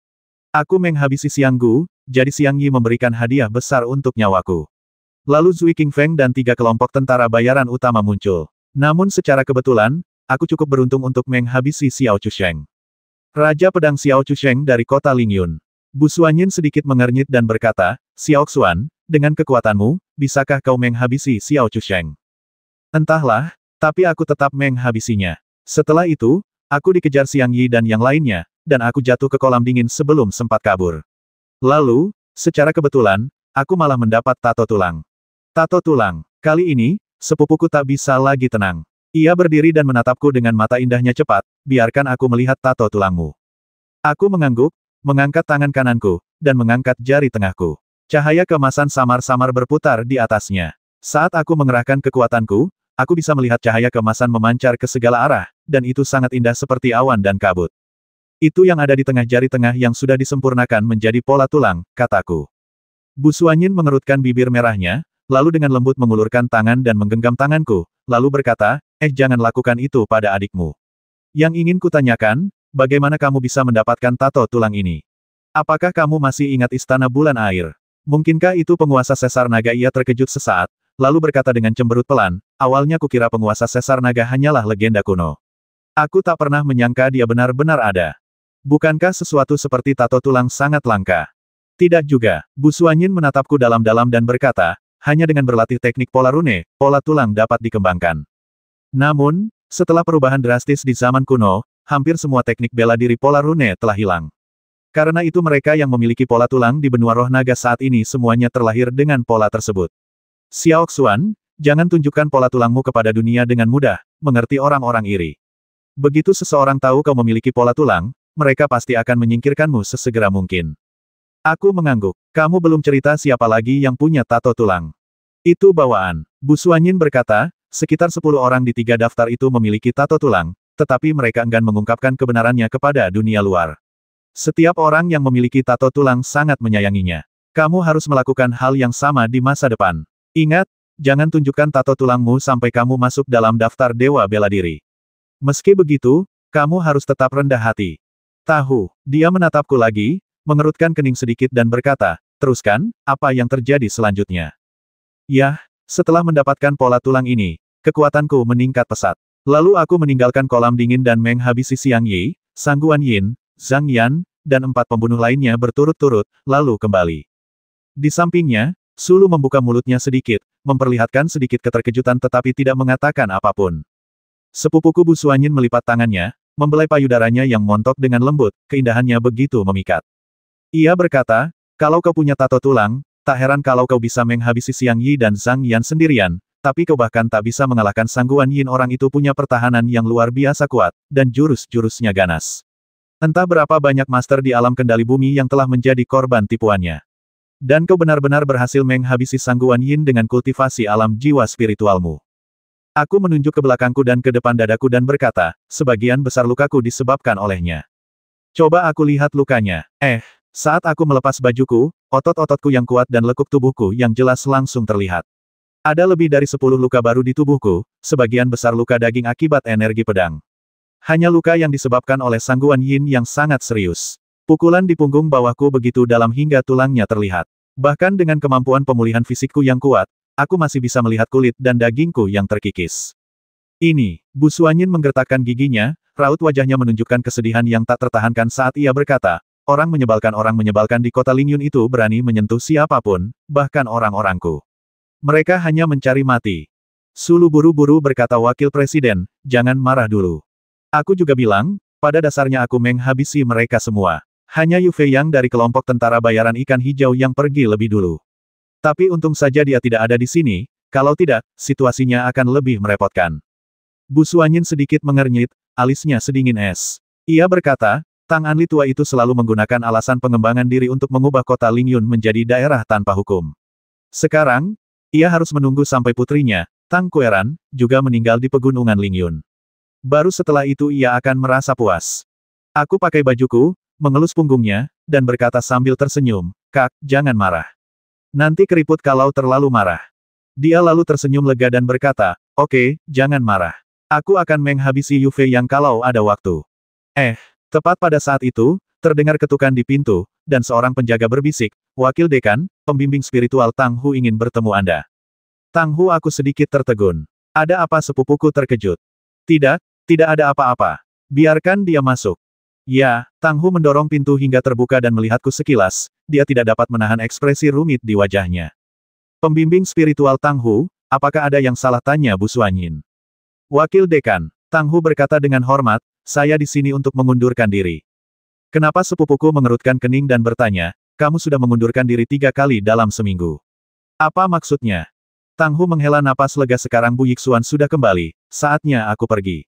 Aku tidak bermaksud jahat, aku hanya merasa aku tidak lagi layak menjadi mentor di Wanling Cholege. Mengapa tepatnya? Biarkan Bu Yixuan berbicara. Aku menceritakan semua yang terjadi di kolam dingin itu, lalu berkata, saudari, pembimbing spiritual Tang Hu telah melakukan yang terbaik. Kurasa kita tidak perlu menyalahkannya. Lagi pula, siapapun yang berada di posisi itu pasti akan melakukan hal yang sama. Wajah Tang Hu memucat, dan suaranya tegas, tidak, aku belum bisa benar-benar berani dan tak kenal takut. Aku tidak layak menjadi anggota Akademi Wanling. Izinkan aku mengundurkan diri, Wakil Presiden. Tang Hu malu atas kepercayaan dan kultivasimu. Bu Suanyin menatapnya dengan dingin, menggertakkan giginya, dan berkata, Tang Hu, Xiao Xuan adalah saudaraku, tidak peduli seberapa kuat lawannya, kau tidak bisa hanya melihat saudaraku terbunuh, kan? Aku Tang Hu menutup matanya kesakitan. Maaf, Wakil Presiden, aku tidak melakukannya, maafkan aku. Aku berkata, Kak, masalah ini memang tidak bisa disalahkan pada Tang Hu. Kita harus selalu bersikap bijaksana, kan? Ya, Bu Suanyin menghela napas pelan dan berkata, Tang Hu, kau telah melanggar prinsip Akademi Wanling dan memang tidak lagi memenuhi syarat untuk terus menjadi mentor di sini. Namun aku masih ingin menggunakanmu. Apakah kau bersedia terus mengikutiku? Tang Hu tertegun. Ya, saya bersedia. Pergilah ke wilayah utara dan temukan resimen kavaleri kuda api bulu naga. Bawalah suratku dan bergabunglah dengan resimen kavaleri kuda api bulu naga. Apakah kau bersedia? Tang Hu langsung berlutut dan berkata dengan suara berat, saya bersedia melakukan ini. Merupakan impian dan kehormatan bagi saya untuk bergabung dengan tentara yang dibentuk oleh Wakil Presiden. Terima kasih banyak karena masih mempekerjakan saya dan mempercayai saya. Sepupunya tersenyum, cepat menulis surat, dan menyerahkannya kepada Tang Hu, yang kemudian mengemasi barang bawaannya dan pergi. Maka, Saya pun semakin tertarik dengan resimen kavaleri kuda api bulu naga ini. Saat kami sedang berdua di kantor, saya menghampirinya untuk memijat bahunya dan berkata sambil tersenyum, "Kak, bolehkah saya?" Tidak bisa. Ia sedikit membuka mata indahnya dan tersenyum, "Jangan pikir aku tidak tahu apa yang kau pikirkan. Dengan kekuatanmu saat ini, kau tidak cocok untuk bergabung dengan resimen kavaleri kuda api bulu naga. Kau pernah melihat Tang Hu sebelumnya. Dengan kekuatannya, dia hanya dianggap di bawah rata-rata di resimen kavaleri kuda api bulu naga. Apa kau pikir kau memenuhi syarat lagi pula kau masih harus mengikuti ujian abis Tanah Suci? Ini sangat penting. Teknik bela diri Tanah Suci sangat hebat dan beragam. Tergantung padamu apakah kau bisa mendapatkan teknik bela diri yang benar-benar terbaik dari suatu tempat." Sambil berbicara, sepupuku berbalik, memegang bahuku, menatapku dengan penuh pertimbangan, lalu berkata, "Lagi pula, menurutmu apa itu resimen kavaleri kuda api bulu naga? Apakah mereka pahlawan agung yang dikagumi dunia? Kau salah kap mengalokasikan dana untukku membentuk resimen kavaleri ini bukan untuk menjadikan mereka pahlawan, melainkan untuk mempersiapkan umpan meriam sebelum kedatangan musuh yang kuat." Saya merasa sedikit tercekik dan mengerutkan kening, "Lalu mengapa kamu ingin berpartisipasi?" Dia tersenyum percaya diri dan berkata, "Karena aku bukan umpan meriam, kan lagi pula, bagaimana mungkin pasukan yang kupimpin bisa menjadi umpan meriam? Oke, kembalilah dan istirahatlah. Lalu lanjutkan latihanmu. Jangan merasa hebat hanya karena kau mendapatkan pola tulang. Lawan di Abyss Trial jauh lebih kuat dari yang kau bayangkan." "Apakah kamu berbicara tentang Fang Qingyuan?" "Yah, mentornya adalah Yue Ling, yang menduduki peringkat pertama dalam daftar dewa bela diri. Murid-murid yang dilatih oleh orang tua itu pasti sangat abnormal. Jangan berpikir bahwa dia hanyalah seorang penguasa alam manusia yang sempurna. Kalau kau berpikir begitu, kau akan menderita." Di halaman kantor Mojian, musim gugur sedang berlangsung. Ayam-ayam di peternakan ayam di sebelahnya telah dimakan oleh sekelompok orang idiot di selokan, jadi peternakan ayam saya resmi dinyatakan bangkrut. Dan dengan kekuatan finansial saya saat ini, sebenarnya tidak perlu lagi beternak ayam. Lagi pula, ada begitu banyak batu roh api di cincin tulang ruang angkasa. Jika saya mengambil salah satunya, itu akan cukup untuk makan seumur hidup. Terlebih lagi, nafsu makanku tidak sebesar sebelumnya, mungkin karena kultivasiku yang lebih baik. Song Qian sedang menyeduh teh di meja kayu di sudut halaman. Di sebelahnya, Su Yan, Tan Tai Yao, Tang Kueran, dan aku duduk saling berhadapan dengan tenang. Sedangkan Liu Tong'er, dia sedang menyendiri berlatih teknik napas naga dan belum keluar. "Zhao Hao, tutup pintunya," kataku. "Bagus." Zhao Hao menutup gerbang, lalu melompat ke bangku batu di sebelah meja kayu dan berkata sambil tersenyum, "Bos, apakah Anda punya sesuatu untuk diumumkan?" "Ya." Su Yan duduk diam di sampingku, kedua kakinya yang panjang dan lurus saling menempel, tangannya diletakkan dengan anggun di pangkuannya. Matanya yang indah melirik ke sekeliling sambil tersenyum, "Bagaimana kalau kau ceritakan pengalamanmu di pegunungan Lingyun biar Ayao, Kueran, dan aku yang mendengarnya?" Dua gadis lainnya juga mengangguk. "Sebenarnya, tidak banyak yang bisa kukatakan." Aku mendesah dan berkata, "Sebenarnya, aku sudah bertekad untuk tidak menghabisi orang sembarangan di masa depan, tapi aku melanggar sumpahku lagi di pegunungan Lingyun. Aku bahkan tidak tahu berapa banyak orang yang telah kubunuh. Mereka adalah tentara bayaran dan pembunuh yang tangannya berlumuran darah, menghabisi mereka adalah untuk menegakkan keadilan." Su Yan membelaku kata demi kata. Aku tersenyum dan berkata, "Ya, kupikir juga begitu. Kalau tidak, aku sungguh tidak akan bisa melakukannya. Ngomong-ngomong, Xiaoyan, kamu dan Kueran sekarang bisa pergi keluar Lingsu. Ini, dua tulang sayapnya. Bawa mereka untuk memurnikan Fei Yan dan Changlan." Sambil memegang dua potong tulang sayap di tangan mereka, mereka bersinar dan memancarkan cahaya. Harta karun ini tak ternilai harganya, sehingga kedua gadis itu menerimanya dengan senang hati. Aku membolak-balik cincin tulang interspatial lagi dan berkata, "Di tingkat ketiga pegunungan Lingyun, aku dipaksa oleh sekelompok pembunuh untuk melompat ke kolam dingin. Secara kebetulan, aku bertemu dua binatang buas tingkat 7 dengan garis keturunan tingkat raja yang sedang bertarung. Akhirnya, aku memanfaatkan situasi itu dan menghabisi mereka berdua. Jadi aku mendapatkan banyak material. Ini, Xiaoyan, kau mengenali ini?" Di telapak tangannya, muncul batu roh yang menyala-nyala, dengan api yang mengalir dan memancarkan panas. Ah! Sesaat, mata indah Su Yan dipenuhi rasa takjub. Ia membuka mulutnya sedikit dan bergumam, "Fudi, dari mana kau mendapatkan ini?" "Aku menemukannya di tulang-tulang binatang buas tingkat 7. Aku terhanyut dalam ingatan dan berkata, itu adalah penjilat kecil yang lucu dengan kemampuan lidah yang luar biasa tapi sayangnya, aku tetap menghabisinya dengan duri angin yang cepat. Kalau saja dia tidak menjilatku, mungkin aku bisa menyelamatkan nyawanya. Sayang sekali." "Jilat kecil apa?" Wajah cantik Su Yan memerah. Saya bertanya, apakah ini akan berguna jika Anda dapat menyempurnakannya? Tentu saja akan sangat berguna. Su Yan memegang batu roh apiku di tangannya, lalu mengeluarkan satu lagi dari cincin tulang ruang angkasa, tetapi cahayanya jauh lebih redup. Harta karun yang telah kehilangan banyak kekuatan spiritual selama bertahun-tahun pada dasarnya akan mengalami rasa malu ini. Mata indah Su Yan dipenuhi lamunan saat ia tersenyum dan berkata, lihat, batu api ini dibeli ayahku dari wilayah barat setelah kerja keras. Harganya 11 juta, tapi apinya cepat sekali hilang. Aku khawatir menggunakannya untuk memurnikan akan membuang-buang waktu berharga Fei Yan, jadi aku menyimpannya. Aku tak menyangka kau, si pencinta kuliner, juga mendapatkannya. Lagi pula, batumu penuh dengan kekuatan spiritual, bening dan bulat, pastilah batu roh api kelas atas. Benarkah berikan padaku? Itu hadiah, bukan masalah besar. Aku mengulurkan tangan dan mengambil segenggam batu roh api dari cincin tulang ruang angkasaku, lalu menyebarkannya di atas meja, sambil tersenyum berkata, silakan gunakan. Aku masih punya banyak lagi di sini. Tergantung pada, Tang Kueran dan Tante Yao berseru kaget pada saat yang sama. Su Yan tertegun. Ia menatapku dengan mata indahnya dan bergumam, kok bisa sebanyak ini? Untungnya, penjilat kecil itu tinggal jauh di dalam inti bumi, jadi ada cukup banyak batu roh api yang terikat di tulangnya, jumlahnya lebih dari 100. Kau boleh ambil apapun yang kau mau. Apa sebenarnya jilatan kecil itu? Tanya Tang Kueran sambil mengerutkan kening. Binatang buas tingkat 7 dengan garis keturunan tingkat raja, kerang raksasa abis. Orang pembawa sial Tang Kueran mengangkat alisnya dan cemberut, lalu berkata, kerang raksasa jurang agung itu memang binatang misterius yang langka, tapi ternyata cuma jilatan kecil di mulutmu. Tuan Bu, kau sungguh menarik. Tante Yao pun tertawa. Apakah kemampuan menjilati lidah si kecil benar-benar sehebat itu? Ya, aku mengangguk dengan serius. Raut wajahnya menunjukkan penyesalan lain kali, kau harus mengajak kami. Begini kami telah kehilangan kesempatan untuk belajar. Su Yan dan Tang Kueran berkata dalam diam, kami tidak ingin mempelajari ini. Song Qian dan Zhao Hao tampak bingung. Setelah menatapku, mereka berkata, Bos Saudara Xuan, apakah percakapan kalian sudah sedalam ini? Aku melirik batu-batu roh api di atas meja, lalu mengambil segenggam dan meletakkannya di atasnya, sambil berkata, semuanya, ambillah apa yang kalian butuhkan. Xiao Yan, Fei Yanmu membutuhkan banyak batu roh untuk dimurnikan dan dikembangkan. Ambillah beberapa, mungkin 40. Agar kita punya lebih banyak untuk dibagikan. Kueran dan Ayao, meskipun kalian berdua tidak mengolah kekuatan spiritual atribut api, kalian masih bisa memurnikan kekuatan spiritual batu-batu roh api. Ambillah juga, Xiao Qian dan Ritian, ambillah apapun yang kalian mau. Benarkah itu? Mungkin Tang Kueran menatap sekeliling dengan mata indahnya, sedikit ragu. Tentu saja, aku melambaikan tangan dan tersenyum penuh arti. Tapi, semua orang di sini adalah salah satu dari kita, kan jujur saja.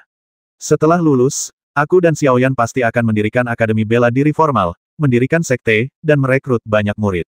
Kalian semua akan bergabung, kan yang tidak bergabung tidak akan dapat. Tante Yao mengulurkan tangan dan mengambil dua batu api, lalu melemparkannya ke dalam cincin angkasa, sambil berkata, aku pasti akan bergabung. Kalau tidak, kalian yang hanya tahu cara bertarung dan menghabisi tidak akan punya dukungan kuat. Zhao Hao dan Song Qian juga mengambil beberapa potong, tampak sangat gembira. Semua mata tertuju pada Tang Kuelan. Ia adalah putri Tang Anli, penguasa wilayah utara, dan salah satu pewaris masa depan wilayah utara. Faktanya, wilayah angin ganas di belakangnya dan aliansi 100 orang suci di belakang Su Yan selalu bermusuhan. Siapa yang bisa memprediksi masa depan? Namun, yang tak terduga adalah Tang Kueran mengulurkan tangan dan mengambil beberapa batu roh api, lalu memasukkannya ke dalam cincin luar angkasa. Dengan ekspresi tenang di wajahnya yang cantik, ia berkata, jangan menatapku seperti itu. Ayahku adalah ayahku, dan aku adalah aku. Jalan hidupku di masa depan pasti akan berbeda dari ayahku. Yang ku kejar adalah puncak seni bela diri, gelar dewa bela diri, dan raja panah terkuat di benua ini. Aku tak akan terjerumus ke dalam pusaran kekuatan. Aku ingin bersama kalian semua. Su Yan memegang tangannya dan berkata sambil tersenyum, baiklah, mari kita bekerja keras bersama. Tante Yao terkekeh, ya. Impian Keran adalah menjadi Raja Panah nomor 1, dan impian Xiao Yan dan Master Bu pasti menjadi generasi Raja Pedang, jadi apa yang harus kulakukan? Dia mengangkat tangannya dan membentuk tongkat panjang, tampak tak berdaya. Apakah impianku adalah menjadi Raja Tongkat yang hebat? Jadi, haruskah kami mulai memanggilmu Sengun Yao? Tanyaku dengan tidak senang. Zhao Hao dan Song Qian tertawa terbahak-bahak. Biasanya, wanita-wanita cantik ini selalu orang-orang yang tidak bisa didekati oleh laki-laki. Sekarang setelah mereka duduk bersama dan mengobrol, mereka menyadari betapa imut dan lincahnya mereka. Dulu, Zhao Hao dan Song Qian pasti tidak akan pernah melihat Tan Tai Yao seperti ini. Tiba-tiba aku teringat sesuatu dan berkata, ngomong-ngomong, Ayao, aku juga membawakanmu hadiah kali ini. Aku mencurinya dari seorang pembunuh. Oh, mata Tan Tai Yao dipenuhi harapan ada apa. Aku mencari di cincin tulang angkasa dan mengeluarkan sebilah pedang panjang dengan cahaya menyilaukan. Pedang itu memancarkan aura pembunuh yang kuat dan kilau biru langit yang samar. Pedang itu tipis dengan badan pedang yang ramping, dan elegan. Bilahnya sebening kristal dan tanpa cacat. Arus dingin mengalir deras di dalamnya, dan siapapun dapat merasakan ketajaman dan kekuatannya.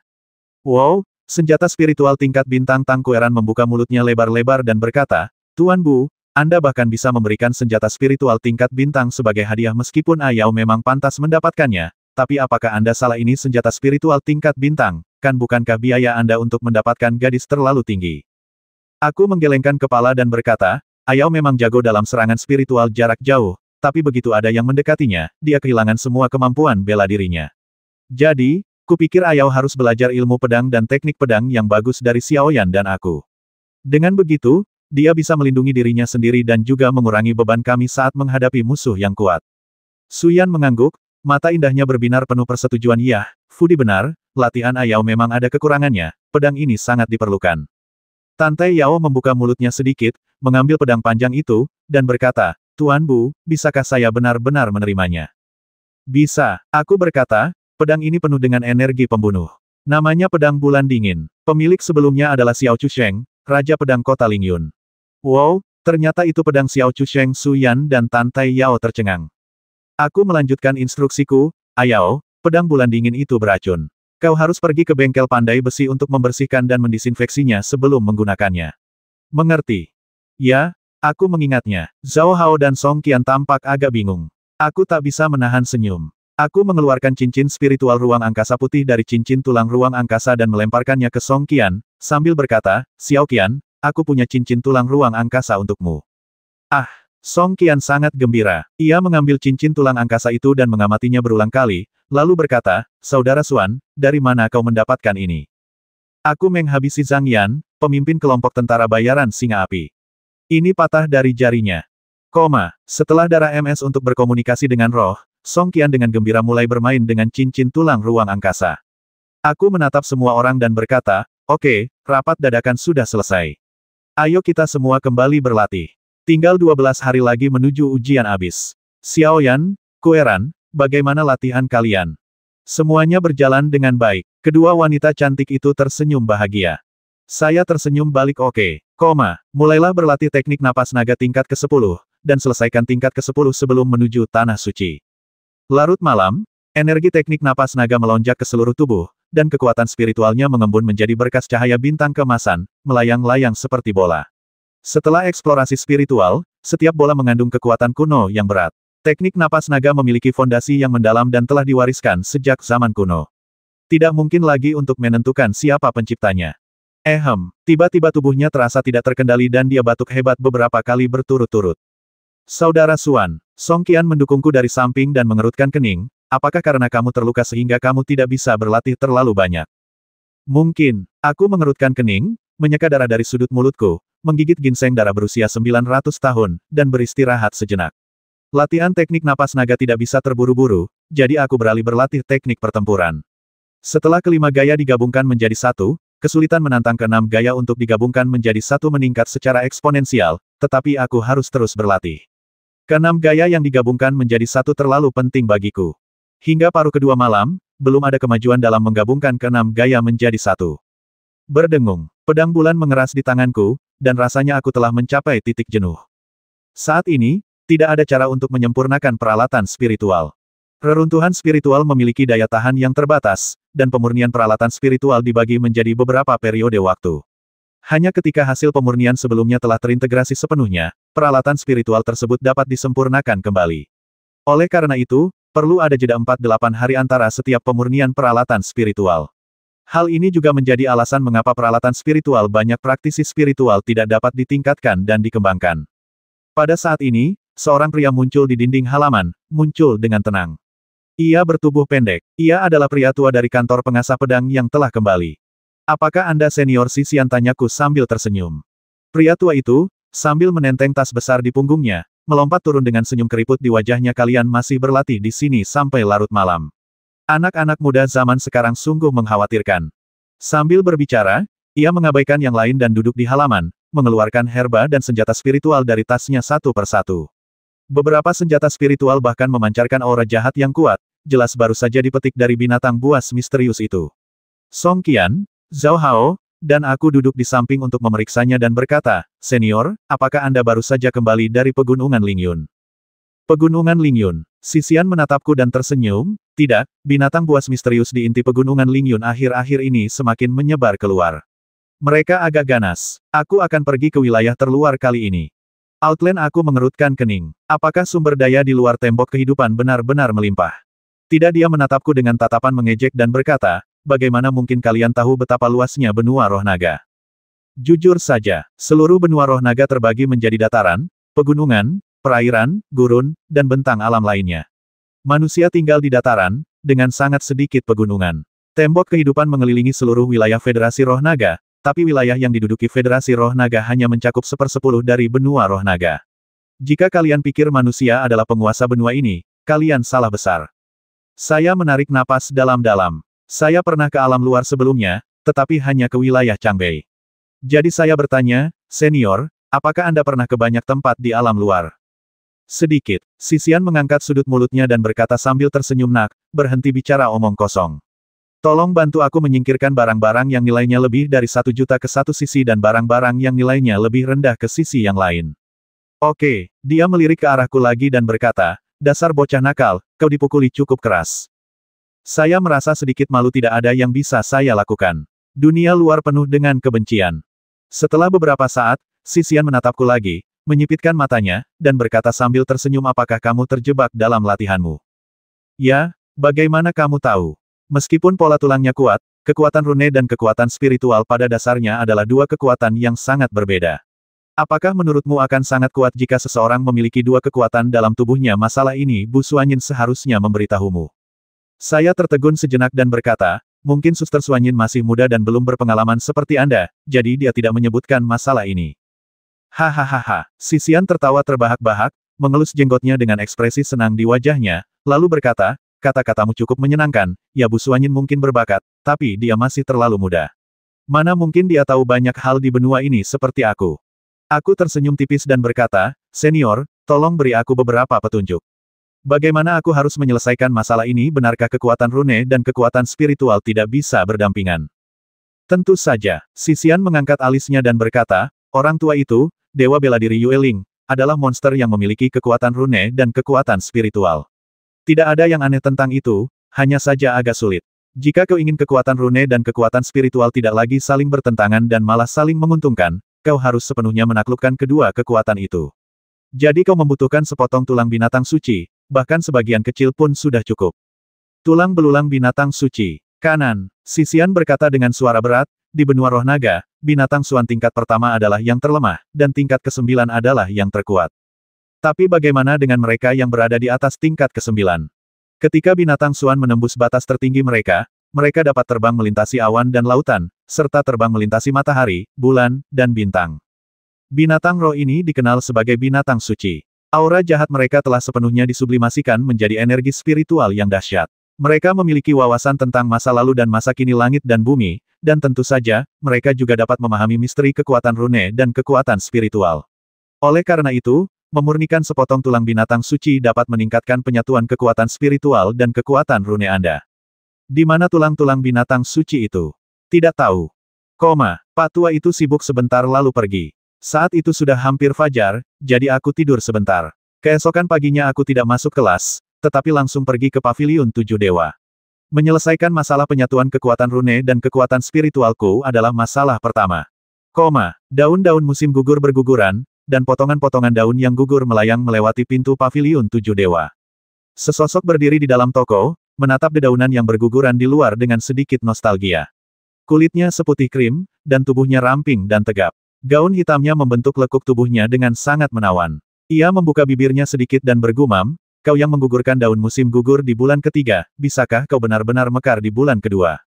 Aku melangkah maju, dan kedua pengawal itu langsung berkata dengan sungguh-sungguh, Nona, Tuan Bu Yixuan ada di sini. Yang Qian tertegun sejenak, lalu tersenyum dan berkata, kau di sini cepat masuk. Aku melangkah memasuki paviliun 7 dewa dengan ekspresi serius. Ada apa? Yang Qian terkekeh. Aku agak risih dengan raut percaya dirimu. Katakan padaku, apa ada yang kau inginkan? Tapi kau khawatir kami di paviliun 7 dewa tidak memilikinya. Jangan khawatir, kami di paviliun 7 dewa punya dana yang cukup. Kami punya investasi di bank-bank besar, dan cabang kami tersebar di seluruh benua. Apapun yang kau inginkan, kami punya. Ya, aku mengepalkan tanganku dan berkata, Nona Yang Qian, aku ingin tulang binatang suci. Tulang binatang suci. Yang Qian terkejut, tubuhnya membeku di tempat. Setelah beberapa saat, ia mengerutkan kening dan berkata, tapi Bu Yixuan, tahukah kau betapa langkanya tulang binatang suci itu? Tidak tahu. Hanya ada sedikit tulang binatang suci di seluruh benua roh naga, dan sebagian besar disimpan di tempat-tempat suci sebagai benda pelindung. Hampir tidak ada tulang binatang suci yang beredar di pasaran. Jadi, kamu, paviliun 7 dewa, juga tidak punya tulang binatang suci? Yah, tidak juga. Yang Qian berkedip, tampak sedikit ragu. Pada saat ini, pengawas berusia 70 tahun di sampingnya memutar-mutar jenggotnya dan berkata, Nona, Anda berbohong tanpa meninggalkan jejak. Sekarang ruang rahasia di aula belakang kami jelas. Diam. Mata indah Yang Qian dipenuhi dengan niat menghabisi dasar rekan setim yang bodoh. Jadi, ia tanyaku. Yang Qian mengerutkan kening, menurunkan pandangannya, dan berkata lembut, Bu Yixuan, aku tidak bermaksud menipumu, tapi meskipun tulang binatang suci itu hanya sepotong kecil, itu adalah hal yang besar dan tak ternilai harganya. Bahkan keluarga seperti aliansi 100 orang suci, wilayah angin ganas, dan istana matahari terbenam pun harus berpikir 2 kali sebelum membelinya. Sedangkan untukmu pribadi, aku khawatir. Berapa harga tulang binatang suci? Tanyaku. Yang Qian mengerutkan bibir merahnya dan sedikit mengernyit sambil berkata, sejujurnya, seluruh paviliun 7 dewa kita hanya punya 1 tulang binatang suci, dan itu ada di sini, di toko utama. Tapi harganya bukan lagi puluhan juta, melainkan miliaran. Kau mengerti ini bukan sesuatu yang bisa dibeli 1 orang. Kalau kau benar-benar ingin membelinya, sebaiknya bicarakan dengan Tuan Bu Suanyin, kan? Bolehkah aku melihatnya dulu? Kataku. Baiklah, ayo pergi. Yang Qian tampak sedikit bersalah. Ia menggandeng lenganku dan berjalan menuju halaman belakang di bawah arahan beberapa penjaga. Setelah melewati deretan paviliun dan penjaga, ia berhenti di depan sebuah ruangan rahasia. Di sekelilingnya sudah ada segerombolan penjaga, dan bahkan ada beberapa lelaki tua dengan kekuatan tak terduga yang menunggu di sana, masing-masing menatapku dengan ekspresi tegas. Aku mendongak dan sama sekali tidak bisa merasakan kedalamannya. Mungkin beberapa dari mereka sudah memasuki alam Tianyu. Datang. Setelah kunci rangkap 3 dibuka, Yang Qian membawaku masuk, diikuti oleh beberapa pengawas, penilai, dan personel penting lainnya dari paviliun 7 dewa. Ruang rahasia itu benar-benar kosong, hampir tak ada apa-apa di dalamnya, kecuali sepotong tulang yang panjangnya kurang dari 10 cm yang ditaruh di dalam instrumen berat di tengahnya. Kelihatannya agak aneh. Hanya ini? Tanyaku. Yang Qian mengangguk dan berkata, meskipun kita tidak tahu tulang ini milik binatang suci kuno mana, kekuatan yang terkandung di dalamnya jelas bukan dari benua roh naga. Mungkin tulang ini dijatuhkan oleh meteorit. Tulang binatang suci ini adalah salah satu harta karun sejati paviliun 7 dewa kita. Harganya ayah bilang kakek membeli tulang binatang suci ini dengan harga 1,2 miliar. 12 miliar. Saya tercengang. Ini mahal sekali. Kepala pengawas tua di sampingnya berkata sambil tersenyum, Tuan Bu, kalau Anda tidak punya 1,2 miliar, ayo kita pergi dari sini. Ini gudang paviliun 7 dewa, dan pelanggan umumnya tidak diizinkan masuk. Saya mengerutkan kening dan bertanya, bisakah saya menukarnya dengan sesuatu yang nyata? Hal yang nyata. Yang Qian tertegun, apanya yang nyata? Aku mengeluarkan seluruh kepala naga banjir kolam beku dari cincin tulang angkasaku, menaruhnya di atas meja dengan bunyi pop, dan bertanya, apakah ini berharga? Sial, naga laut dalam. Yang Qian tercengang. Penilai tua di sebelahnya memakai kacamatanya dan menyipitkan mata sambil berkata, dahinya telah tumbuh sedikit surai kemasan. Ini naga laut dalam dengan garis keturunan setingkat raja. Penilai tua itu sangat bersemangat, bahkan telapak tangannya yang dengan lembut membelai kepala naga itu bergetar. Ia berkata dengan gemetar, di antara binatang buas tingkat 7, naga biasa bukanlah hal yang langka, tetapi naga yang dapat berevolusi menjadi garis keturunan tingkat raja itu langka. Yang Qian sedikit mengernyit dan berkata, katakan saja padaku nilainya. Ya, Nona. Sang penilai menahan kegembiraannya dan berkata, tulang-tulang naga dengan garis keturunan bangsawan adalah bahan yang sangat baik untuk memurnikan senjata. Kulitnya dapat dibuat menjadi baju zirah yang tidak dapat dihancurkan, Darah dan saripati yang terkondensasi di dalam tengkorak dapat digunakan untuk memurnikan ramuan, dan surai serta kumisnya dapat digunakan sebagai hiasan. Kepala naga ini saja, sebagai hiasan, bernilai ratusan juta. Nyonya, sejujurnya, nilai sebenarnya dari kepala naga ini antara 100 juta hingga 150 juta, bahkan mungkin lebih. Anda pasti tahu bahwa beberapa bangsawan suka menggunakan benda semacam ini untuk menghiasi rumah mereka dan akan membelinya berapapun harganya. Oh, Yang Qian membuka mulutnya sedikit dan berbisik, naga laut dalam tingkat raja memang langka tapi Bu Yixuan, kau jelas tidak bisa menukar kepala naga dengan tulang binatang suci. Kau harus tahu nilai tulang binatang suci hampir 10 kali lipat dari kepala naga ini. Aku tahu. Aku kembali merogoh cincin interspatial dan menemukan urat naga sepanjang lebih dari 20 meter, memancarkan cahaya dingin. Saat kuletakkan di atas meja, suhu di sekitarku tiba-tiba turun hampir 10 derajat. Bahkan Yang Qian pun bergidik, matanya yang indah melebar saat ia bertanya, apa ini? Tendon naga banjir kolam dingin. Aku tersenyum dan berkata, penilai, tolong beritahu aku berapa nilainya. Penilai tua itu bergidik dan mengerutkan kening, kau benar-benar mencabut urat naga itu selain kepalanya Tuan Muda Bu Yixuan. Jangan bilang kau menghabisi binatang buas tingkat 7 dengan garis keturunan tingkat raja ini sendirian. Binatang buas tingkat 7 seperti ini setara dengan binatang buas tingkat 8 tahap awal. Bahkan seorang penguasa alam kendali surgawi pun mungkin tak mampu menghabisinya. Aku mengangguk, aku mendapatkannya hanya dengan memunguti mayat. Oh, begitu. Tapi jenazahnya terlihat sangat segar, jelas baru saja meninggal. Tuan Bu sungguh beruntung bisa mendapatkan kesempatan seperti ini. Penilai tua itu merenungkannya berulang-ulang, lalu berkata dengan lega, urat naga ini juga bernilai sekitar 80 juta koin roh naga. Yang Qian merasa lega dan tersenyum padaku, Bu Yixuan, apakah kamu punya harta lainnya? Aku diam-diam mengeluarkan sehelai kulit naga panjang dari cincin tulang ruang angkasa. Kulit naga itu masih utuh bersisik naga, dan sangat dingin. Kulit itu ditumpuk di ruang rahasia, dan panjangnya puluhan meter. Meskipun telah dikuliti, mantan raja ini masih mempertahankan sedikit keagungannya, yang membuat para penjaga di pintu merasa tidak nyaman dan mereka terus melihat ke dalam. Itu kulit dan sisik naga. Penilai tua itu berjongkok di tanah, mengamatinya dengan saksama sejenak, lalu berkata, setiap sisik mengandung energi spiritual es yang sangat kaya, yang merupakan bahan terbaik untuk menyempurnakan peralatan spiritual es. Saya tidak menyangka Tuan Muda Bu akan mengupas seluruh kulit naga itu. Coba saya hitung, oh, totalnya ada hampir 1.500 sisik, dan setiap sisik bernilai sekitar 500.000. Itu lebih dari 700 juta koin roh naga. Ya ampun Nona, sisik-sisik ini bersinar dengan pola cahaya keemasan, yang tak diragukan lagi menunjukkan garis keturunan seorang raja. Jika kita membaginya dan menjualnya di cabang-cabang di seluruh negeri, kita pasti akan menghasilkan banyak uang. Wajah cantik Yang Qian dipenuhi senyum. Oke, meskipun kulit dan sisik naga ini bernilai 800 juta, ditambah yang sebelumnya, harganya sekitar 1 miliar, tapi tetap saja tidak sepadan.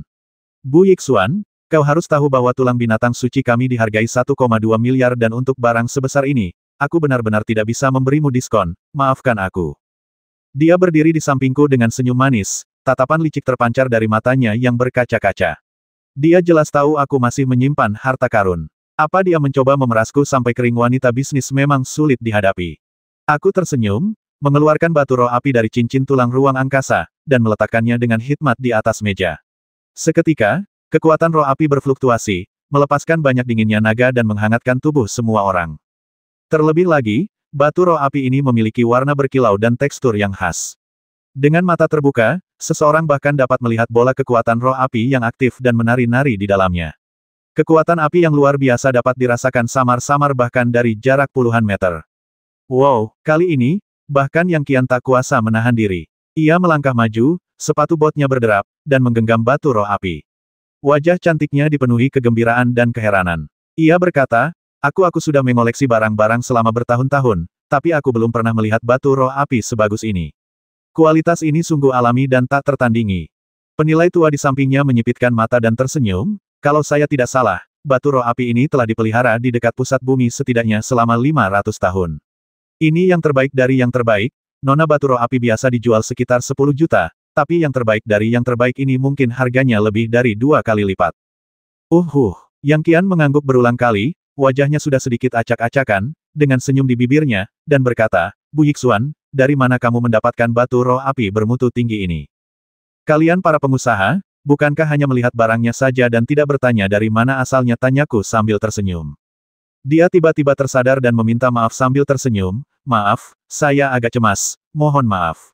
Saya tidak akan bertanya, saya tidak akan bertanya, saya hanya ingin tahu apakah Anda punya barang-barang berkualitas tinggi. Apakah Anda punya batu roh api lain seperti ini? Aku mengeluarkan 9 lagi dari cincin tulang luar angkasaku dan meletakkannya di atas meja.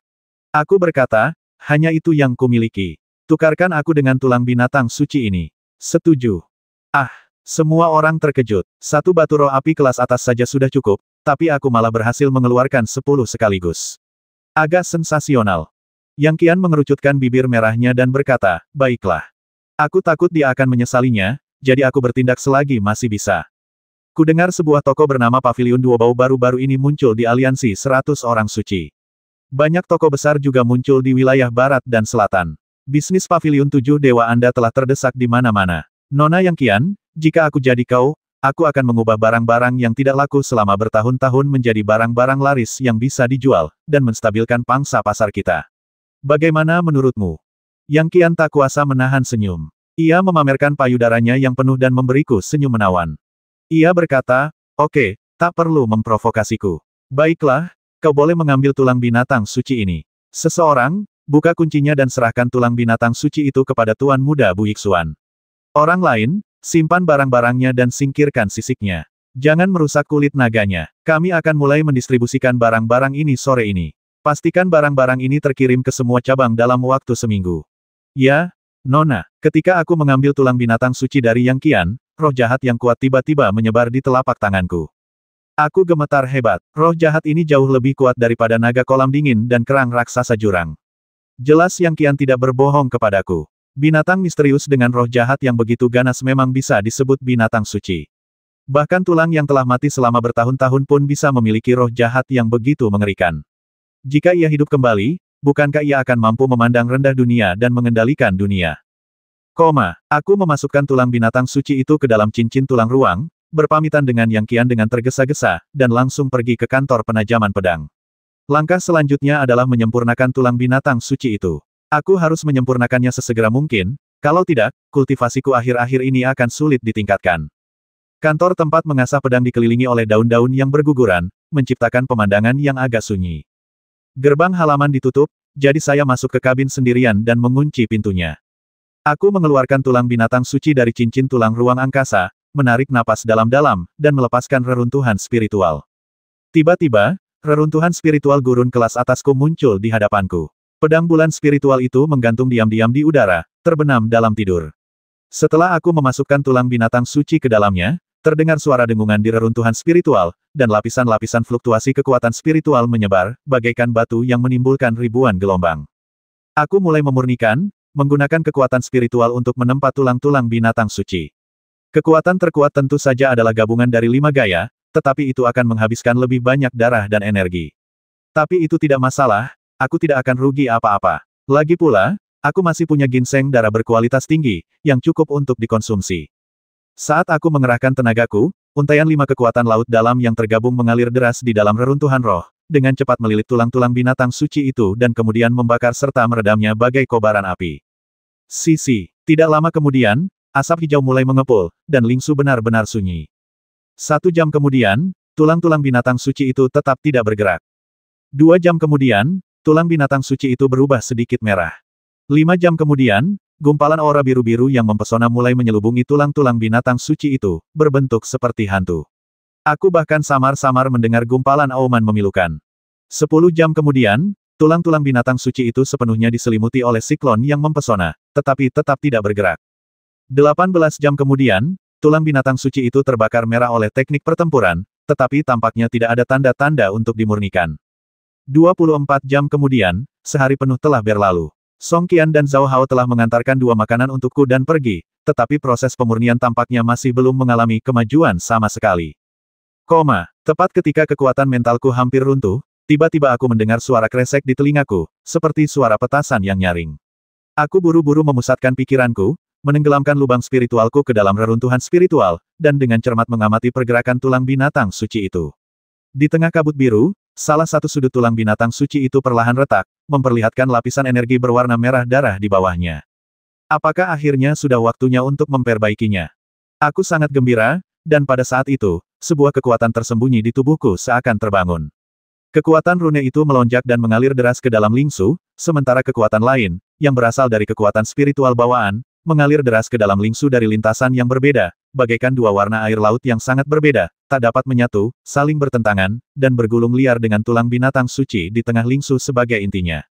Apa yang sedang terjadi? Aku mengerutkan kening, tampaknya ada dua kekuatan yang tengah bertempur memperebutkan tulang binatang suci ini. Benda ini benar-benar komoditas yang laris.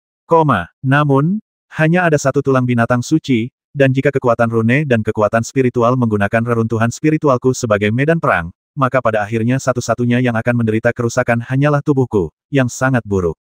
Pada saat ini, jari tengah tangan kanannya mulai berkedut, dan pola tulang yang diam bersinar terang. Ia pun terbangun, dan kini segalanya menjadi lebih kacau. 140.